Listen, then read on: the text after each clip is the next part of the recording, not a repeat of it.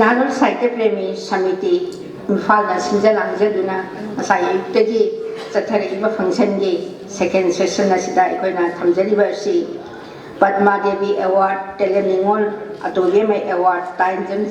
Jayanta Poetry Award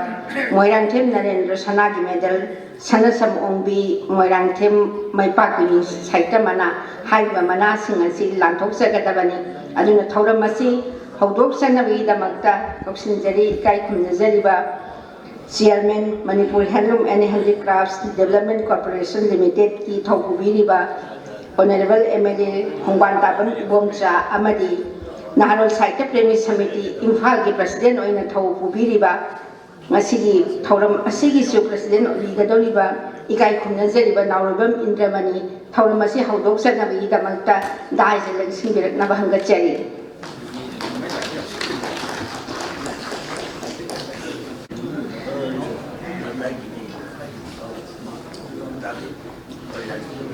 Ikai Kunazariba Singa Lingsing Bikibo Iroinana Narol Saite Premi Makai Devi Samnaba Kudol Tambina Bangachari Padma Devi Award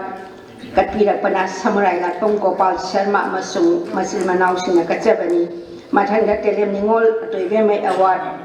Lamabam Gojendrana Kachabe Award Ni Matanga Tainjam Poetry Award Tainjam Ongbi Kamalini Devi Nakachabani Loinana Moirangthem Narendra Sanagi Medal Moirangthem Ongbi Betombi Amadi Masasina Kachabani Sanasam Ongbi Moirangthem Ongbi Moirangthem Maipak Bisaita Manana Professor Jodasan Sanasamna Katpirambani Aduna Thauramasi Akoi Hodok Sanavigdamakta Dai Lingsing Bigravisinga Kudol Tamzaki Wasiga Iroinana Mayam Butarabna Opa Amadi Taurangi Nungi Warol Tambinabagi Damakta Nasigi Narol Saite Premi Samiti BP on the Tokubiriba Yaima Hova Lingsing Biratuna Tauramasi Matang the Wafung Kratambigani Mayaponopo Amokana Kurumzari Hoziki Kugi Kabikirtan Gi Tauramasi Loi Kabamatunda Anisu session oina Ekoni awards presentation 2024 Narol Saite Premi Samiti Siumba Ekoni Kwai Nungai Jaba Haitareko Masigi Thorum Semo Ekoi Lokachare Aduna Siumba award presentation ceremony Sigi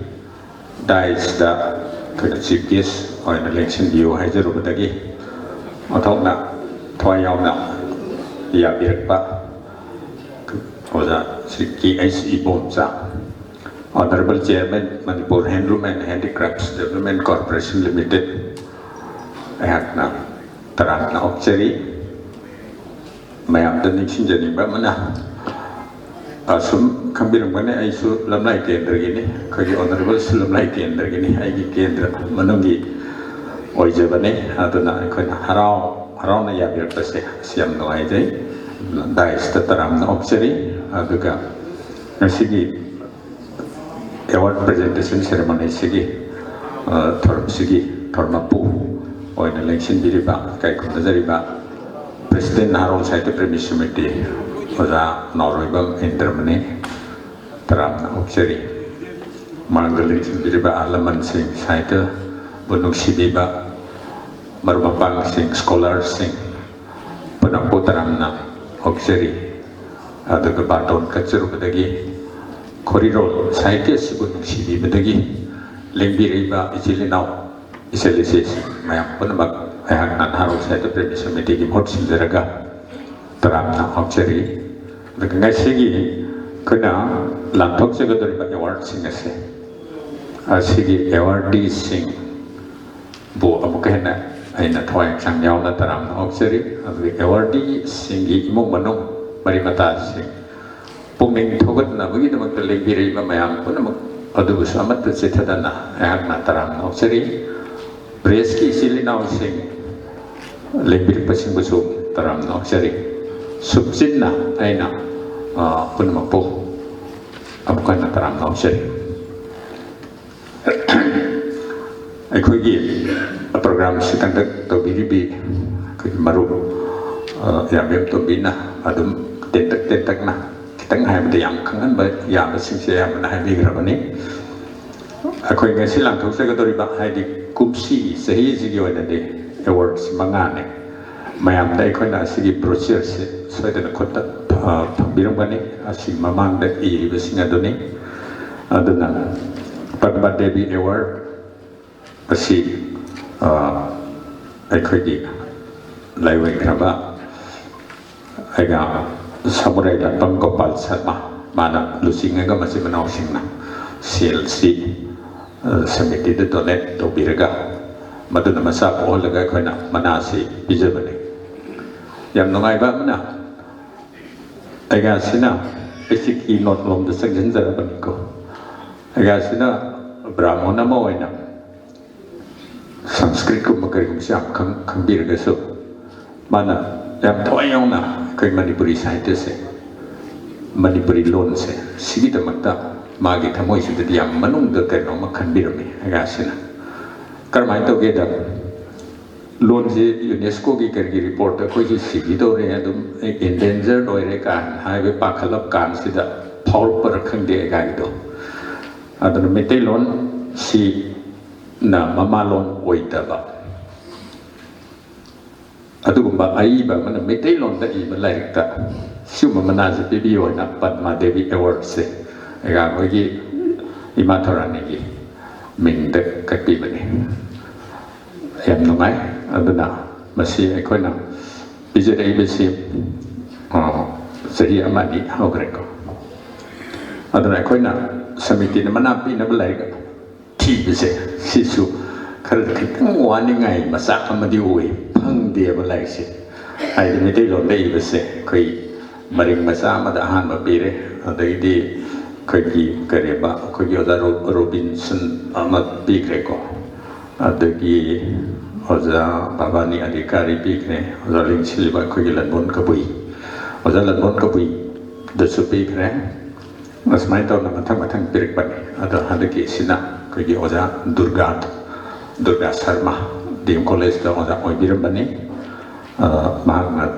translation ꯇꯧꯕ ꯂꯥꯏꯔꯤꯛ ꯑꯃꯗ ꯄꯤꯗꯧꯔꯤꯅꯤ ꯑꯁꯨꯃꯥꯏꯅ ꯇꯧꯗꯅ ꯄꯦꯂꯦꯝ ꯅꯤꯉꯣꯜ ꯑꯇꯣꯏꯕꯦꯝ award ꯑꯉꯥꯡꯒꯤ ꯁꯥꯍꯤꯇ꯭ꯌꯒꯤꯅꯤ ꯑꯣꯖꯥ ꯒꯣꯖꯦꯟ ꯅꯥꯔꯣꯜ ꯁꯥꯍꯤꯇ꯭ಯ ꯄ꯭ꯔꯦꯃꯤ ꯁꯃꯤꯇꯤ ꯁꯤꯒꯤ general secretary ꯑꯣꯏꯕꯤꯔꯝꯕ ꯌꯥꯝ ꯊꯋꯥꯏ ꯍꯛꯆꯥꯡ ꯌꯥꯎꯅ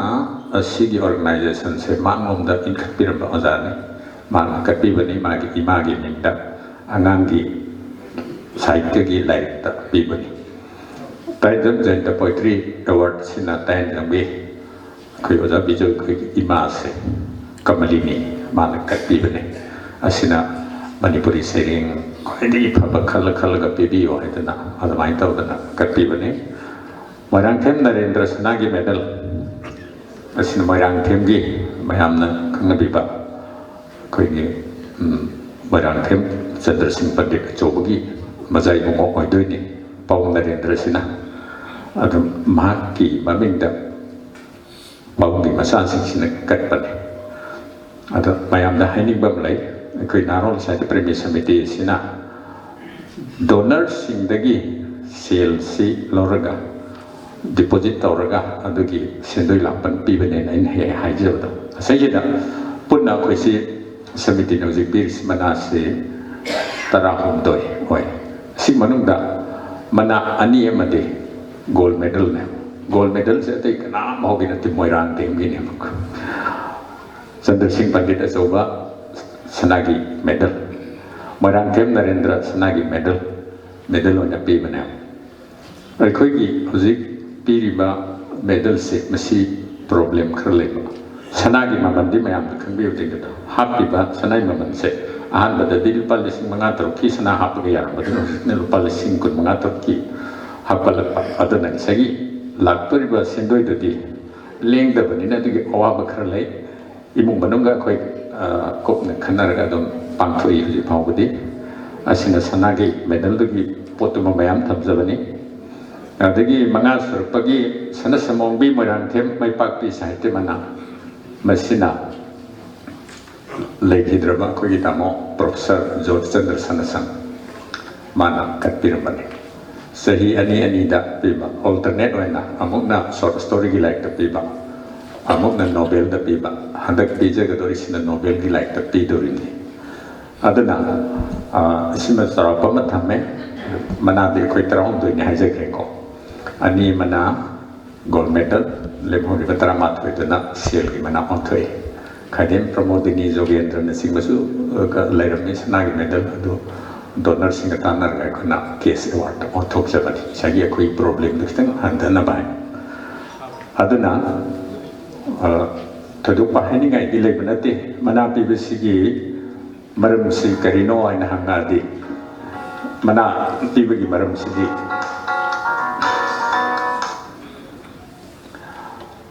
ꯀꯅꯥꯒꯨꯝꯕ ꯑꯃꯅ ꯊꯕꯛ ꯑꯐꯕ ꯑꯃ ꯇꯧꯔꯛꯑꯀꯥꯟꯗꯨꯗ ꯊꯕꯛ ꯑꯐꯕ ꯇꯧꯕꯗꯨꯒꯤ ꯂꯝꯖꯦꯟ ꯇꯥꯟꯅꯔꯁꯨ ꯈ꯭ꯋꯥꯏ ꯊꯣꯏꯕꯗꯨꯒꯤ ꯄꯤꯕꯤꯌꯨ ꯍꯥꯏꯕꯀꯣ ꯃꯅꯥ ꯄꯤꯕꯁꯦ ꯍꯔꯥꯎꯍꯟꯕ ꯄ꯭ꯂꯁ ꯑꯩꯅ ꯈꯟꯕꯗ ꯑꯅꯤꯅꯤ ꯍꯔꯥꯎꯍꯟꯕ ꯄ꯭ꯂꯁ ꯑꯗꯨꯒ ꯄꯨꯛꯅꯤꯡ ꯊꯧꯒꯠꯄ ꯃꯅꯥ ꯄꯤꯔꯒ ꯅꯪ ꯂꯣꯏꯔꯦꯁꯦ ꯇꯣꯛꯑꯣ ꯍꯥꯏꯕ ꯅꯠꯇꯦꯕ ꯃꯈꯥ ꯇꯥꯅ ꯍꯦꯟꯅ ꯐꯕ ꯊꯕꯛ ꯇꯧꯔꯛꯑꯣ ꯍꯥꯏꯕꯅꯤ ꯑꯗꯨꯗꯤ ꯁꯃꯤꯇꯤꯗꯤ ꯁꯥꯏꯟꯇꯤꯐꯤꯛ ꯑꯣꯔꯒꯅꯥꯏꯖꯦꯁꯟꯅꯤ ꯂꯣꯟꯒꯤ ꯀꯜꯆꯔꯒꯤ ꯍꯦꯟꯅ ꯐꯒꯠꯅꯕ ꯑꯗꯨꯒꯨꯝꯕ ꯍꯣꯠꯅꯖꯕ ꯑꯗꯨꯗ ꯑꯣꯕꯖꯦꯛꯇꯤቭ ꯊꯝꯕ ꯑꯣꯔꯒꯅꯥꯏꯖꯦꯁꯟꯅꯦ ꯑꯗꯨꯅ ꯁꯥꯏꯠꯇꯒꯤ ꯑꯣꯏꯅ ꯏꯔꯤꯕꯁꯤꯡꯁꯤꯗꯁꯨ ꯁꯩꯔꯦꯡ ꯍꯦꯟꯅ ꯐꯅ ꯏꯔꯛꯈꯣ ꯅꯪꯒꯤ ꯑꯦꯛꯖꯥꯝ ꯐꯔꯦ ꯍꯥꯏꯅ ꯃꯅꯥ ꯄꯤꯕ ꯊꯦꯡꯛ ꯌꯨ ꯍꯥꯏꯕꯒꯨꯝꯕꯅꯤ ꯃꯤꯅ ꯑꯐꯕ ꯑꯃ ꯑꯩꯈꯣꯏꯗ ꯇꯧꯔꯀꯥꯟꯗ ꯑꯦꯋꯥꯔꯗ ꯄꯤꯕꯁꯤꯐꯥꯎꯕ ꯑꯗꯨꯅ ꯃꯁꯤꯒꯤ ꯄꯣꯠꯁꯤꯃ ꯂꯩ ꯑꯗꯨꯒꯤꯗꯃꯛꯇ ꯑꯩꯈꯣꯏꯅ ꯁꯃꯤꯇꯤꯁꯤꯅ ꯍꯧꯒꯠꯂꯛꯄꯗ ꯁꯃꯤꯇꯤꯁꯤ 1959ꯗ ꯍꯧꯒꯠꯂꯛꯄꯅꯤ ꯍꯥꯏꯗꯅ ꯑꯩꯅ ꯍꯥꯏꯖꯈ꯭ꯔꯦ ꯑꯗꯨ इहान हानबा समिति की अवार्ड पीबसिटी 1993 हवे थोक्सुम जोगेंद्र मेमोरियल कनोसी निंगसिंग गोल्ड मेडल से ओजा लन चेन मिटे दा पीरगा मागे येंगलो बदाइबा सेनिंग रैंक टू द पीप क्वाइ अहान बने अदलाइन तौदना मथंग मथंग अदैदि खारिम प्रमोदिनी मुगलान खरे तेलेम शगी इंदुबला मना लाखरे साइन तौदना जिकी 13 प्लस 2 13 यौरखीबनेबको अदु मसि पुनमसि समिति सी फंसिना मरांग कायना ओरो लाक्तना तौरदि याम चौक तौये अदुमक्ति लिक्तबनिना हाइदि सुमा ऑर्गेनाइजेशन सिदि प्रॉफिट की कनो तानबा इनकम लाक्पा अदुम पोटसि ओइदे अदुने अखोना थवा यावबगे खoi चेंजेबनि सेलिबे कांबुसिगी प्रॉब्लम सुदुम लेरिबनेबको अदमाइन तौदना लेबसिदगी मनासी पीदी पीनिंगिने कमाई तौबनो इसे खनरकांददि डोनर सिंगसि अदुम अखोइना इनवाइट तौबगमनि अदु फोर्स तौरगा मिंगोंद डोनेट तौबि अखोइ मना पीदी यापोन्ते डोनेशन तौरगदोरिबा डोनर दोगी थवायावगी मखाजु मुपोले माना मुक्सुंगम्बा पीबिजंगम्बा अदुगुमदुना सुम मथंग मथंग तौरपनि अदु खरा लेरगदि अखोइसि अवार्ड से निपान मापन तरा मुसुदर कांसिददि अमुक मना पीबगी प्रॉब्लम अदैसु खर लायबा अदन मिन पैसा याम पीरगेने हारगसु हे खुदक ready low ngabdaba potsu dum leibadi adu anyway akhoi asonmani aduna adorje akhoi pijeri singsi accept the neta irawat mana atai sidi individual donor singna mai imung singna pirak panghaktane maram sa ma yengaga irawat mana sina kamai tawi asidi akhoi na miyam katsaba haibani atai sidana individual की Ming amount थारगा तो कच्चबा तो highway हुजिकी दुन मियाम कच्चबा highway कोइ मियाम donation तौरगा पैसा सिनबुन नम थमगा अदु अमुक invest तौई bank ता अदगी कनो तो नमुक पीबने सिनी सरापम नहारु साइट प्रेमी समिति की लेजरी से अदु नाइकोना होनजरी सिटी लाइक तो ओरो मखल यामेको अखोइना तरामा थोइजे हमने कल्चर का मरी लेना बदा हिस्ट्री केल की कनो ओइ बदा सैरेंग गिदा नोबेल गिदा अदगी सही कुंथरा मंगा भावगी मनुंग लै बदा दै नुपी खकिदा पीबा गायना सम मथंग मथंग खाइदोगा याम बने अनु तौरी सिंसी हारिबा माइ फील्ड द हेन फबा लाइक थोरपगी नंग लाइक से फरेन मंगोंदा इकाई खमदा बोलग पीरिनी अवर्स देयर विद द रिक्वेस्ट हाइगद्रा इंटेंशन नमदी तुंगदे न फबा लाइक पुथोपिरखो हाइबसिमसु अखोइसि यावरिने थोदोंना इरगा अखोइ फोदोपि वानाति असिगुम लैदना खन होनजबनि अहलमनसिंदुना हाना सिबिरबदगी हुजि फावबा अखोइगि खुदा तारपने अखोइसि आई समितिगे आई इसासे एसोसिएट तौरपसि सही कुंथ्रा ꯑꯣꯏꯔꯦꯕꯀꯣ ꯑꯗꯨꯗꯤ ꯆꯍꯤ 30 ꯃꯃꯥꯡꯗꯗꯤ ꯑꯩ ꯈꯔ ꯑꯉꯥꯡ ꯑꯣꯏꯔꯦ ꯍꯧꯖꯤꯛꯇꯤ ꯑꯍꯟ ꯑꯣꯏꯔꯦ ꯁꯨꯃꯥꯏꯅ ꯇꯧꯗꯅ ꯃꯃꯥꯡꯗ ꯂꯩꯕ ꯑꯣꯖꯥ ꯅꯤꯂꯀꯥꯟꯇ ꯍꯣꯏ ꯀꯔꯤ ꯀꯩꯅꯣꯁꯤꯡꯁꯤ ꯃꯣꯏꯁꯨ ꯂꯣꯏ ꯑꯣꯏꯕꯤꯔꯝꯃꯤꯕꯅꯤ ꯃꯣꯏꯁꯨ ꯑꯃꯨꯛ ꯑꯍꯟ ꯑꯣꯏꯈꯤꯕꯅꯦ ꯑꯗꯨꯃꯥꯏꯅ ꯑꯩꯈꯣꯏꯁꯨ ꯑꯅꯧꯕ ꯌꯪ ꯔꯤꯀ꯭ꯔꯨꯠ ꯈꯔ ꯑꯃꯨꯛ ꯗꯔꯀꯥꯔ ꯂꯩ ꯑꯩꯈꯣꯏꯗꯒꯤ ꯍꯦꯟꯅ ꯏꯅꯔꯖꯦꯇꯤꯛ ꯑꯣꯏꯕ ꯑꯗꯨꯒ ꯊꯋꯥꯏ ꯌꯥꯎꯕ ꯗꯔꯀꯥꯔ ꯑꯣꯏꯔꯦ ꯑꯗꯨꯅ ꯍꯥꯏꯗꯤ ꯀꯩꯅꯣꯗ ꯃꯁꯤ ꯑꯩꯈꯣꯏꯒꯤ ꯂꯤꯇꯔꯦꯆꯔꯒꯤ ꯀꯜꯆꯔꯒꯤ ꯂꯩꯔꯤꯁꯤꯡꯁꯦ ꯑꯩꯈꯣꯏꯅ ꯑꯞꯂꯤꯐ ꯇꯧꯅꯕ ꯑꯩꯈꯣꯏꯒꯤ ꯄ꯭ꯔꯣꯃꯣꯠ ꯇꯧꯅꯕ ꯍꯣꯠꯅꯔꯛꯄ ꯃꯤꯁꯤ ꯂꯩꯇ ꯌꯥꯗꯦ ꯑꯗꯨꯒꯤꯗꯃꯛꯇꯅꯤ ꯑꯩꯈꯣꯏꯅ ꯁꯤꯟꯖꯔꯤꯁꯦ ꯄꯤꯖꯔꯤꯕ ꯃꯅꯥꯁꯨ ꯃꯗꯨꯒꯤ ꯑꯣꯕꯖꯦꯛꯇꯤꯚꯁꯤꯡ ꯑꯗꯨꯒꯤ ꯃꯅꯨꯡ ꯆꯟꯕ ꯉꯥꯛꯇꯅꯤ ꯑꯗꯨꯅ ꯊꯣꯏꯗꯣꯛꯅ ꯑꯩ ꯍꯥꯏꯖꯔꯔꯣꯏ ꯃꯅꯥ ꯄꯤꯕꯒꯤ ꯅꯨꯡꯉꯥꯏꯕ ꯊꯧꯔꯝꯁꯤ ꯂꯧꯈꯠꯅꯕ ꯍꯣꯠꯅꯔꯁꯤ ꯃꯌꯥꯝꯗ ꯑꯩꯅ ꯋꯥꯍꯧꯗꯣꯛ ꯑꯣꯏꯅ ꯊꯝꯖꯕ ꯃꯇꯦꯛꯁꯤꯃ ꯊꯝꯖꯒꯦ ꯑꯗꯨꯒ ꯑꯩ ꯑꯃꯨꯛꯀ ꯍꯟꯅ ꯉꯁꯤꯒꯤ ꯆꯤꯐ ꯒꯦꯁ ꯀꯩ ꯈꯨꯝꯅꯖꯔꯤꯕ ꯀꯦ.ꯑꯦꯁ. ꯏꯕꯣꯝꯆꯥ ꯇꯔꯥꯝꯅ ꯅꯣꯛꯆꯔꯤ ꯑꯩꯈꯣꯏꯒꯤ ꯄ꯭ꯔꯦꯁꯤꯗꯦꯟ ꯅꯥꯎꯔꯩꯕꯝ ꯏꯟꯗ꯭ꯔꯃꯅꯤ ꯊꯧꯔꯝꯁꯤꯗ ꯇꯔꯥꯝꯅ ꯅꯣꯛꯆꯔꯤ ꯑꯦꯋꯥꯔꯗꯤ ꯄꯨꯝꯅꯃꯛꯄꯨꯁꯨ ꯊꯋꯥꯏ ꯍꯛꯆꯥꯡ ꯌꯥꯎꯅ ꯇꯔꯥꯝꯅ ꯅꯣꯛꯆꯔꯤ ꯑꯍꯜ ꯂꯃꯟꯁꯤꯡ ꯏꯟꯚꯥꯏꯇꯤꯁꯤꯡ ꯄ꯭ꯔꯦꯁꯀꯤ ꯃꯔꯨꯞ ꯃꯄꯥꯡꯁꯤꯡ ꯃꯌꯥꯝ ꯄꯨꯝꯅꯃꯛꯄꯨ ꯇꯔꯥꯝꯅ ꯑꯣꯛꯆꯔꯤ ꯑꯗꯨꯅ ꯂꯣꯏꯁꯤꯜꯂꯛꯄꯗ ꯄꯨꯝꯅꯃꯛꯄꯨ ꯁꯨꯞꯆꯜꯂꯒ ꯑꯃꯨꯛ ꯍꯟꯅ ꯇꯔꯥꯝꯅ ꯑꯣꯛꯆꯔꯤ ꯈꯨꯔꯨꯝꯖꯔꯤ ꯁꯃꯤꯇꯤꯒꯤ ꯚꯤ.ꯄꯤ. ꯀꯩ ꯈꯨꯝꯅꯖꯔꯤꯕ ꯌꯥꯝꯅ ꯍꯥꯎꯕꯅ ꯉꯁꯤ ꯄꯥꯡꯊꯣꯛꯂꯤꯕ ꯊꯧꯔꯝ ꯑꯦꯋꯥꯔꯗ ꯄꯤꯕꯒꯤ ꯃꯇꯥꯡ ꯑꯁꯤꯒꯤꯗ ꯌꯥꯝꯅ ꯃꯔꯤꯛ ꯆꯨꯝꯕ ꯇꯦꯟꯇꯛꯄ ꯋꯥꯔꯣꯜ ꯑꯃ ꯊꯝꯕꯤꯔꯝꯃꯤ ꯊꯥꯒꯠꯆꯔꯤ ꯃꯈꯥ ꯇꯥꯔꯛꯄ ꯑꯁꯤꯗꯤ ꯁꯃꯤꯇꯤꯅ ꯄꯨꯊꯣꯛꯆꯕ ꯋꯥꯈꯜ ꯆꯦꯐꯣꯡ ꯑꯩꯈꯣꯏꯒꯤ 202 ꯁꯨꯕ ꯃꯁꯤꯡ ꯑꯗꯨꯒ 53 ꯁꯨꯕ ꯃꯁꯤꯡ ꯐꯣꯡꯗꯣꯛꯄꯒꯤ ꯊꯧꯔꯝꯗꯨ ꯊꯝꯖꯔꯤ ꯃꯗꯨꯅ ꯑꯩꯈꯣꯏꯒꯤ ꯏꯗꯤꯇꯔ ꯏꯟ ꯆꯤꯐ ꯑꯣꯏꯕꯤꯔꯤꯕ ꯏꯀꯥꯏ ꯈꯨꯝꯅꯖꯔꯤꯕ ꯄ꯭ꯔꯣꯐꯦꯁꯔ ꯄꯣꯂꯦꯝ ꯅꯕꯆꯟꯗ꯭ꯔ ꯂꯤꯡꯈꯠꯄꯤꯔꯛꯀꯅꯤ ꯗꯥꯏꯁꯇ ꯌꯦꯡꯁꯤꯟꯕꯤꯔꯤꯕ ꯆꯤꯐ ꯒꯦꯁ ꯄ꯭ꯔꯁꯤꯗꯦꯟꯅ ꯉꯁꯤꯒꯤ ꯋꯥꯈꯜ ꯆꯦꯐꯣꯡ ꯑꯁꯤ ꯐꯣꯡꯗꯣꯛꯄꯤꯅꯕ ꯍꯪꯒꯠꯆꯔꯤ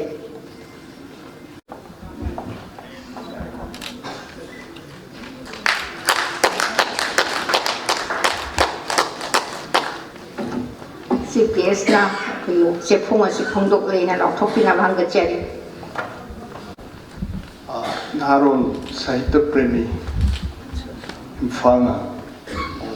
ꯍꯟꯗꯛꯀꯤ ꯆꯍꯤ 2024ꯒꯤ ꯐꯣꯡꯕ ꯋꯥꯈꯜ ꯍꯥꯏꯕ ꯂꯥꯏꯔꯤꯛꯁꯤ ꯐꯣꯡꯗꯣꯛꯆꯔꯤ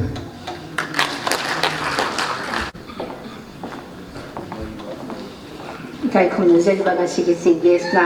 ꯋꯥꯈꯜ ꯆꯦꯐꯣꯡ ꯑꯁꯤ ꯐꯣꯡꯗꯣꯛꯄꯤꯈ꯭ꯔꯕ ꯃꯇꯨꯡ ꯑꯁꯤꯗꯤ ꯁꯃꯤꯇꯤꯒꯤ ꯑꯅꯤꯁꯨꯕ ꯁꯦꯁꯟꯒꯤ ꯃꯔꯨꯑꯣꯏꯕ ꯊꯧꯔꯝ ꯃꯅꯥ ꯄꯤꯕꯒꯤ ꯊꯧꯔꯝ ꯑꯁꯤ ꯑꯩꯈꯣꯏ ꯃꯊꯪ ꯑꯣꯏꯅ ꯃꯥꯟꯊꯣꯛꯅꯕ ꯑꯩꯈꯣꯏ ꯁꯦꯝ ꯁꯥꯖꯔꯦ ꯉꯁꯤꯒꯤ ꯑꯩꯈꯣꯏꯒꯤ ꯑꯦꯋꯥꯔꯗ ꯁꯦꯔꯦꯃꯣꯅꯤ ꯍꯥꯏꯖꯕ ꯇꯥꯔꯦ ꯃꯁꯤꯗ ꯂꯦꯡꯕꯤꯔꯛꯄ ꯃꯁꯥ ꯂꯦꯡꯕꯤꯔꯛꯄꯁꯨ ꯌꯥꯎꯏ ꯑꯗꯨꯒ ꯂꯦꯡꯕꯤꯔꯛꯇꯕꯁꯨ ꯌꯥꯎꯏ ꯑꯗꯨꯒ ꯂꯦꯡꯕꯤꯔꯛꯇꯕꯁꯤꯅ ꯑꯩꯈꯣꯏꯅ ꯄ꯭ꯔꯥꯏꯌꯣꯔꯤꯇꯤꯁꯤ ꯂꯦꯡꯕꯤꯔꯛꯄꯗ ꯍꯥꯟꯅ ꯊꯝꯖꯔꯒ ꯑꯍꯥꯟꯕꯗ ꯀꯧꯊꯣꯛꯆꯔꯤ ꯇꯦꯂꯦꯝ ꯅꯤꯉꯣꯜ ꯑꯇꯣꯏꯕꯦꯝꯃ ꯑꯦꯋꯥꯔꯗ ꯐꯪꯕꯤꯒꯗꯕ ꯅꯣꯡꯊꯣꯝꯕꯝ ꯕꯤꯁ꯭ꯋꯖꯤꯠ ꯕꯥꯏꯑꯣꯗꯥꯇꯥ ꯄꯥꯊꯣꯛꯄꯤꯅꯕ ꯍꯪꯒꯠꯆꯔꯤ ꯇꯦꯂꯦꯝ ꯅꯤꯉꯣꯜ ꯑꯇꯣꯏꯕꯦꯝꯃ ꯑꯦꯋꯥꯔꯗ 2023 ꯐꯪꯕꯤꯒꯗꯕ ꯅꯣꯡꯊꯣꯝꯕꯝ ꯕꯤꯁ꯭ꯋꯖꯤꯠ ꯁꯤꯡꯍ 1979 1 ꯅꯕꯦꯝꯕꯔꯗ ꯍꯤꯌꯥꯡꯂꯝ ꯃꯌꯥꯏ ꯂꯩꯀꯥꯏꯗ ꯄꯣꯛꯏ ꯃꯍꯥꯛ ꯅꯣꯡꯊꯣꯝꯕꯝ ꯇꯣꯝꯕ ꯁꯤꯡꯍ ꯑꯃꯗꯤ ꯌꯨꯝꯅꯥꯝ ꯅꯤꯉꯣꯜ ꯅꯣꯡꯊꯣꯝꯕꯝ ꯑꯣꯡꯕꯤ ꯆꯥꯎꯕꯤ ꯗꯦꯕꯤ ꯑꯅꯤꯒꯤ 3ꯁꯨꯕ ꯃꯆꯥꯅꯤ BSc ꯃꯦꯊꯃꯦꯇꯤꯛꯁ ꯑꯣꯅꯔꯁ ꯑꯃꯁꯨꯡ MA ꯏꯪꯂꯤꯁ ꯂꯣꯏꯔꯦ ꯁꯔꯀꯥꯔꯒꯤ ꯁ꯭ꯀꯨꯜ ꯑꯃꯗ ꯑꯣꯖꯥ ꯑꯣꯏꯔꯤ ꯏꯔꯝꯗꯝ ꯈꯣꯔꯖꯩ ꯑꯄꯨꯟꯕ ꯂꯨꯞ ꯏꯈꯜ ꯍꯤꯌꯥꯡꯂꯝ ꯋꯥꯕꯒꯥꯏꯒꯤ ꯖꯦꯅꯔꯦꯜ ꯁꯦꯀ꯭ꯔꯦꯇꯔꯤꯅꯤ ꯏꯕꯒꯤ ꯂꯝꯗ ꯊꯋꯥꯏ ꯌꯥꯎꯅ ꯆꯪꯁꯤꯜꯂꯛꯇꯨꯅ ꯍꯧꯖꯤꯛ ꯐꯥꯎꯕꯗ ꯃꯍꯥꯛꯅ ꯏꯗꯤꯇꯔ ꯑꯣꯏꯗꯨꯅ ꯐꯣꯡꯈꯤꯕ ꯂꯥꯏꯔꯤꯛ 3 ꯊꯥꯔꯒ ꯄꯨꯟꯅ ꯂꯥꯏꯔꯤꯛ 9 ꯐꯣꯡꯗꯨꯅ ꯃꯅꯤꯄꯨꯔꯤ ꯈꯣꯔꯤꯔꯣꯜꯗ ꯈꯨꯗꯣꯜ ꯇꯝꯈ꯭ꯔꯕ ꯑꯏꯕ ꯑꯃꯅꯤ ꯑꯏꯕ ꯑꯁꯤꯅ M. ꯁꯥꯟꯇ ꯁꯤꯡꯍꯒ ꯂꯣꯏꯅꯅ ꯏꯗꯤꯠ ꯇꯧꯕ ꯋꯥꯔꯤ ꯃꯆꯥ ꯑꯗꯨꯒ ꯃꯁꯥꯒꯤ ꯑꯣꯏꯕ ꯏꯁꯣꯞꯀꯤ ꯄꯥꯎꯔꯧ ꯋꯥꯔꯤ ꯑꯃꯗꯤ ꯐꯨꯡꯒꯥ ꯋꯥꯔꯤꯅꯆꯤꯡꯕ ꯃꯈꯜ ꯀꯌꯥ ꯐꯣꯡꯕꯤꯈ꯭ꯔꯦ ꯃꯥꯏꯕꯝꯅꯕ ꯀꯤꯁꯣꯔ ꯄꯨꯟꯁꯤ ꯑꯃꯁꯨꯡ ꯃꯍꯥꯛꯀꯤ ꯁꯥꯍꯤꯇ꯭ꯌ ꯅꯩꯅꯕ ꯑꯁꯤꯅꯆꯤꯡꯕ ꯑꯁꯤꯁꯨ ꯐꯣꯡꯕꯤꯈ꯭ꯔꯦ ꯑꯏꯕꯒꯤ ꯑꯩꯈꯣꯏ ꯃꯅꯥ ꯐꯪꯕꯤꯒꯗꯕ ꯅꯣꯡꯊꯣꯝꯕꯝ ꯕꯤꯁ꯭ꯋꯖꯤꯠ ꯑꯩꯈꯣꯏꯒꯤ ꯂꯦꯡꯁꯤꯟꯗꯨꯅ ꯂꯩꯕꯤꯔꯦ ꯑꯦꯋꯥꯔꯗ ꯄꯤꯕꯒꯤ ꯋꯥꯔꯣꯜꯁꯤ ꯄꯥꯊꯣꯛꯆꯔꯤ ꯅꯍꯥꯔꯣꯜ ꯁꯥꯍꯤꯇ꯭ꯌ ꯄ꯭ꯔꯦꯃꯤ ꯁꯃꯤꯇꯤ ꯏꯝꯐꯥꯜ ꯅꯣꯡꯊꯣꯝꯕꯝ ꯕꯤꯁ꯭ꯋꯖꯤꯠ ꯁꯤꯡ ꯇꯦꯂꯦꯝ ꯅꯤꯉꯣꯜ ꯑꯇꯣꯏꯕꯦꯝꯃ ꯑꯦꯋꯥꯔꯗ 2024 ꯐꯪꯂꯕ ꯑꯦꯋꯥꯔꯗ ꯑꯁꯤ ꯂꯃꯥꯕꯝ ꯒꯣꯖꯦꯟꯗ꯭ꯔꯅ ꯀꯠꯄꯤꯕꯅꯤ ꯑꯦꯋꯥꯔꯗ ꯄꯤꯕꯒꯤ ꯋꯥꯔꯣꯜ ꯅꯣꯡꯊꯣꯝꯕꯝ ꯕꯤꯁ꯭ꯋꯖꯤꯠ ꯁꯤꯡ ꯍꯥꯏꯅ ꯏꯕ ꯍꯦꯂꯣꯏꯒꯤ ꯋꯥꯁꯛ ꯍꯥꯏꯅ ꯃꯤꯡꯊꯣꯟꯕ ꯂꯥꯏꯔꯤꯛ ꯑꯁꯤ ꯃꯇꯝꯁꯤꯒꯤ ꯑꯣꯏꯕ ꯃꯅꯤꯄꯨꯔꯤ ꯑꯉꯥꯡꯒꯤ ꯁꯥꯍꯤꯇ꯭ꯌ ꯍꯥꯏꯕ ꯃꯈꯜ ꯑꯁꯤꯗ ꯊꯣꯏꯗꯣꯛ ꯍꯦꯟꯗꯣꯛꯅ ꯁꯤꯡꯊꯥꯅꯕ ꯌꯥꯔꯕ ꯂꯥꯏꯔꯤꯛ ꯑꯃꯅꯤ ꯂꯥꯏꯔꯤꯛ ꯑꯁꯤꯗ ꯋꯥꯈꯜꯅ ꯁꯥꯒꯠꯄ ꯐꯨꯡꯒꯥꯋꯥꯔꯤꯒꯤ ꯁꯥꯖꯠ ꯆꯦꯟꯕ ꯑꯇꯝꯅꯅ ꯑꯉꯥꯡꯁꯤꯡꯒꯤꯗꯃꯛ ꯏꯕ ꯄꯥꯕꯗ ꯅꯨꯡꯉꯥꯏꯔꯕ ꯋꯥꯔꯤ ꯀꯨꯟ ꯌꯥꯎꯔꯤ ꯋꯥꯔꯤ ꯈꯨꯗꯤꯡꯒꯤ ꯇꯣꯉꯥꯟ ꯇꯣꯉꯥꯟꯕ ꯄꯥꯎꯖꯦꯜ ꯄꯥꯎꯇꯥꯛꯁꯤꯡ ꯌꯥꯎꯔꯤ ꯃꯍꯧꯁꯥꯒꯤ ꯄꯣꯠꯁꯛꯁꯤꯡꯕꯨ ꯌꯣꯛꯈꯠꯇꯨꯅ ꯊꯝꯕꯒꯤ ꯋꯥꯈꯜ ꯂꯩꯕꯥꯛꯀꯤ ꯀꯠꯊꯣꯛꯄꯒꯤ ꯋꯥꯈꯜ ꯃꯁꯥꯒꯤ ꯑꯣꯏꯖꯕ ꯊꯥꯗꯣꯛꯇꯨꯅ ꯑꯄꯨꯟꯕꯒꯤ ꯌꯥꯏꯐꯅꯕ ꯈꯟꯕ ꯑꯍꯦꯟꯕ ꯄꯥꯝꯂꯨꯕꯗꯒꯤ ꯄꯨꯡꯃꯥꯡ ꯃꯥꯡꯕꯒꯤ ꯊꯕꯛ ꯇꯧꯔꯣꯏꯗꯕ ꯋꯥꯔꯤꯅꯆꯤꯡꯕ ꯑꯉꯥꯡꯁꯤꯡꯗ ꯂꯧꯁꯤꯡ ꯑꯣꯏꯒꯗꯕ ꯃꯆꯥꯛ ꯀꯌꯥꯃꯨꯛꯅ ꯁꯥꯒꯠꯂꯤ ꯅꯣꯡꯊꯣꯝꯕꯝ ꯕꯤꯁ꯭ꯋꯖꯤꯠ ꯁꯤꯡ ꯍꯥꯏꯅ ꯏꯕ ꯍꯦꯂꯣꯏꯒꯤ ꯋꯥꯁꯛ ꯍꯥꯏꯔꯤꯕ ꯂꯥꯏꯔꯤꯛ ꯑꯁꯤ ꯃꯅꯤꯄꯨꯔꯤ ꯁꯥꯍꯤꯇ꯭ꯌꯗ ꯑꯉꯥꯡꯒꯤ ꯁꯥꯍꯤꯇ꯭ꯌ ꯍꯥꯏꯕ ꯃꯈꯜ ꯑꯁꯤꯒꯤ ꯊꯣꯏꯗꯣꯛꯅ ꯁꯤꯡꯊꯥꯅꯕ ꯌꯥꯔꯕ ꯂꯥꯏꯔꯤꯛ ꯑꯃꯅꯤ ꯍꯥꯏꯅ ꯂꯧꯖꯗꯨꯅ ꯅꯍꯥꯔꯣꯜ ꯁꯥꯍꯤꯇ꯭य ꯄ꯭ꯔꯦꯃꯤ ꯁꯃꯤꯇꯤ ꯏꯝꯐꯥꯜꯅ ꯇꯦꯂꯦꯝ ꯅꯤꯉꯣꯜ ꯑꯇꯣꯏꯕꯦꯝꯃ ꯑꯦꯋꯥꯔꯗ 2024 ꯏꯀꯥꯏ ꯈꯨꯝꯅꯗꯨꯅ ꯄꯤꯖꯔꯤ ꯅꯥꯎꯔꯦꯝꯕꯝ ꯏꯟꯗ꯭ꯔꯃꯅꯤ ꯄ꯭ꯔꯦꯁꯤꯗꯦꯟꯠ ꯗꯤꯁꯦꯝꯕꯔ 31, 2024 ꯏꯝꯐꯥꯜ ꯑꯦꯋꯥꯔꯗ ꯑꯁꯤ ꯉꯁꯤꯒꯤ ꯆꯤꯐ ꯒꯦꯁꯅ ꯄꯤꯕꯤꯅꯕ ꯍꯪꯒꯠꯆꯔꯤ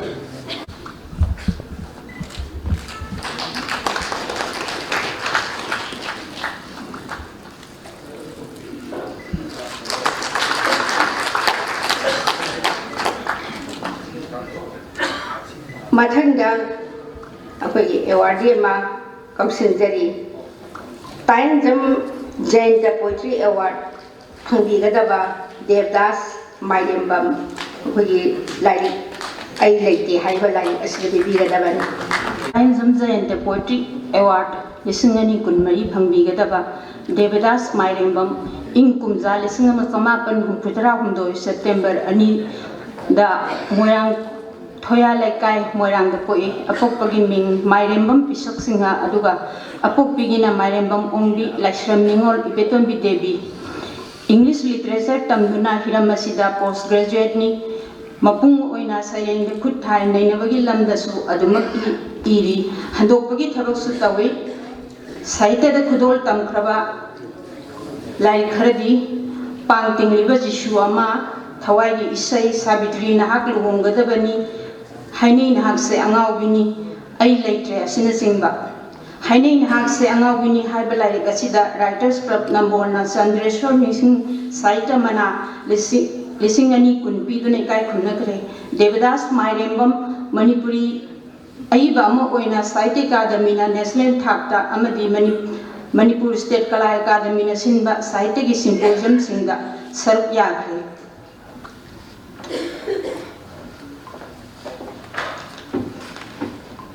ꯑꯦꯋꯥꯔꯗ ꯄꯤꯕꯒꯤ ꯋꯥꯔꯣꯜ ꯅꯍꯥꯔꯣꯜ ꯁꯥꯍꯤꯇ꯭य ꯄ꯭ꯔꯦꯃꯤ ꯁꯃꯤꯇꯤ ꯏꯝꯐꯥꯜ ꯗꯦꯕꯗꯥꯁ ꯃꯥꯏꯔꯦꯝꯕꯝ ꯇꯥꯏꯟꯖꯝ ꯖꯌꯟꯇ ꯄꯣꯏꯇ꯭ꯔꯤ ꯑꯦꯋꯥꯔꯗ 2024 ꯐꯪꯂꯕ ꯃꯅꯥ ꯑꯁꯤ ꯇꯥꯏꯟꯖꯝ ꯀꯃꯂꯤꯅꯤꯅ ꯀꯠꯆꯕꯅꯤ ꯗꯦꯕꯗꯥꯁ ꯃꯥꯏꯔꯦꯝꯕꯝꯅ ꯏꯕ ꯑꯩ ꯂꯩꯇ꯭ꯔꯦ ꯍꯥꯏꯅ ꯃꯤꯡꯊꯣꯟꯕ ꯁꯩꯔꯦꯡꯒꯤ ꯂꯥꯏꯔꯤꯛ ꯑꯁꯤ ꯃꯅꯤꯄꯨꯔꯤ ꯁꯥꯍꯤꯇ꯭ꯌꯗ ꯊꯣꯏꯗꯣꯛꯅ ꯁꯤꯡꯊꯥꯅꯕ ꯌꯥꯔꯕ ꯁꯩꯔꯦꯡꯒꯤ ꯂꯥꯏꯔꯤꯛ ꯑꯃꯅꯤ ꯑꯆꯝꯕ ꯋꯥꯍꯩ ꯋꯥꯇꯥ ꯑꯌꯨꯛ ꯅꯨꯃꯤꯗꯥꯡ ꯁꯤꯖꯤꯟꯅꯕ ꯋꯥꯍꯩ ꯀꯌꯥꯃꯨꯛ ꯂꯥꯏꯔꯤꯛꯁꯤꯒꯤ ꯁꯩꯔꯦꯡꯁꯤꯡꯗ ꯎꯕ ꯐꯪꯂꯤ ꯑꯗꯨꯒ ꯋꯥꯍꯟꯊꯣꯛ ꯌꯥꯝꯅ ꯄꯤꯕ ꯉꯝꯕ ꯇꯟꯖꯥ ꯆꯥꯅꯅ ꯁꯤꯖꯤꯟꯅꯔꯤꯕ ꯋꯥꯍꯩꯁꯤꯡꯒꯤ ꯋꯥꯄꯥ ꯊꯤꯕ ꯍꯩꯕ ꯃꯇꯧꯅ ꯃꯄꯨꯡ ꯐꯥꯅ ꯂꯩꯇꯦꯡꯅꯕ ꯁꯩꯔꯦꯡ ꯀꯌꯥꯃꯨꯛ ꯂꯥꯏꯔꯤꯛ ꯑꯁꯤꯗ ꯌꯥꯎꯕ ꯊꯦꯡꯅꯔꯤ ꯗꯦꯕꯗꯥꯁ ꯃꯥꯏꯔꯦꯝꯕꯝꯅ ꯏꯕ ꯑꯩ ꯂꯩꯇ꯭ꯔꯦ ꯍꯥꯏꯕ ꯂꯥꯏꯔꯤꯛ ꯑꯁꯤ ꯃꯅꯤꯄꯨꯔꯤ ꯁꯥꯍꯤꯇ꯭ꯌꯗ ꯁꯩꯔꯦꯡꯒꯤ ꯑꯅꯧꯕ ꯃꯁꯛ ꯑꯃ ꯎꯠꯄ ꯊꯣꯏꯗꯣꯛ ꯍꯦꯟꯗꯣꯛꯅ ꯁꯤꯡꯊꯥꯅꯕ ꯌꯥꯔꯕ ꯂꯥꯏꯔꯤꯛ ꯑꯃꯅꯤ ꯍꯥꯏꯅ ꯂꯧꯖꯗꯨꯅ ꯅꯍꯥꯔꯣꯜ ꯁꯥꯍꯤꯇ꯭य ꯄ꯭ꯔꯦꯃꯤ ꯁꯃꯤꯇꯤ ꯏꯝꯐꯥꯜꯅ ꯇꯥꯏꯟꯖꯝ ꯖꯌꯟꯇ ꯄꯣꯏꯇ꯭ꯔꯤ ꯑꯦꯋꯥꯔꯗ 2024 ꯄꯤꯗꯨꯅ ꯏꯀꯥꯏ ꯈꯨꯝꯅꯖꯔꯤ ꯄ꯭ꯔꯦꯁꯤꯗꯦꯟꯠ ꯅꯥꯎꯔꯦꯝꯕꯝ ꯏꯟꯗ꯭ꯔꯃꯅꯤ ꯏꯝꯐꯥꯜ ꯗꯤꯁꯦꯝꯕꯔ 31, 2024 ꯑꯦꯋꯥꯔꯗ ꯑꯁꯤꯁꯨ ꯉꯁꯤꯒꯤ ꯂꯦꯡꯁꯤꯟꯕꯤꯔꯕ ꯆꯤꯐ ꯒꯦꯁꯅ ꯄꯤꯕꯤꯅꯕ ꯍꯪꯒꯠꯆꯔꯤ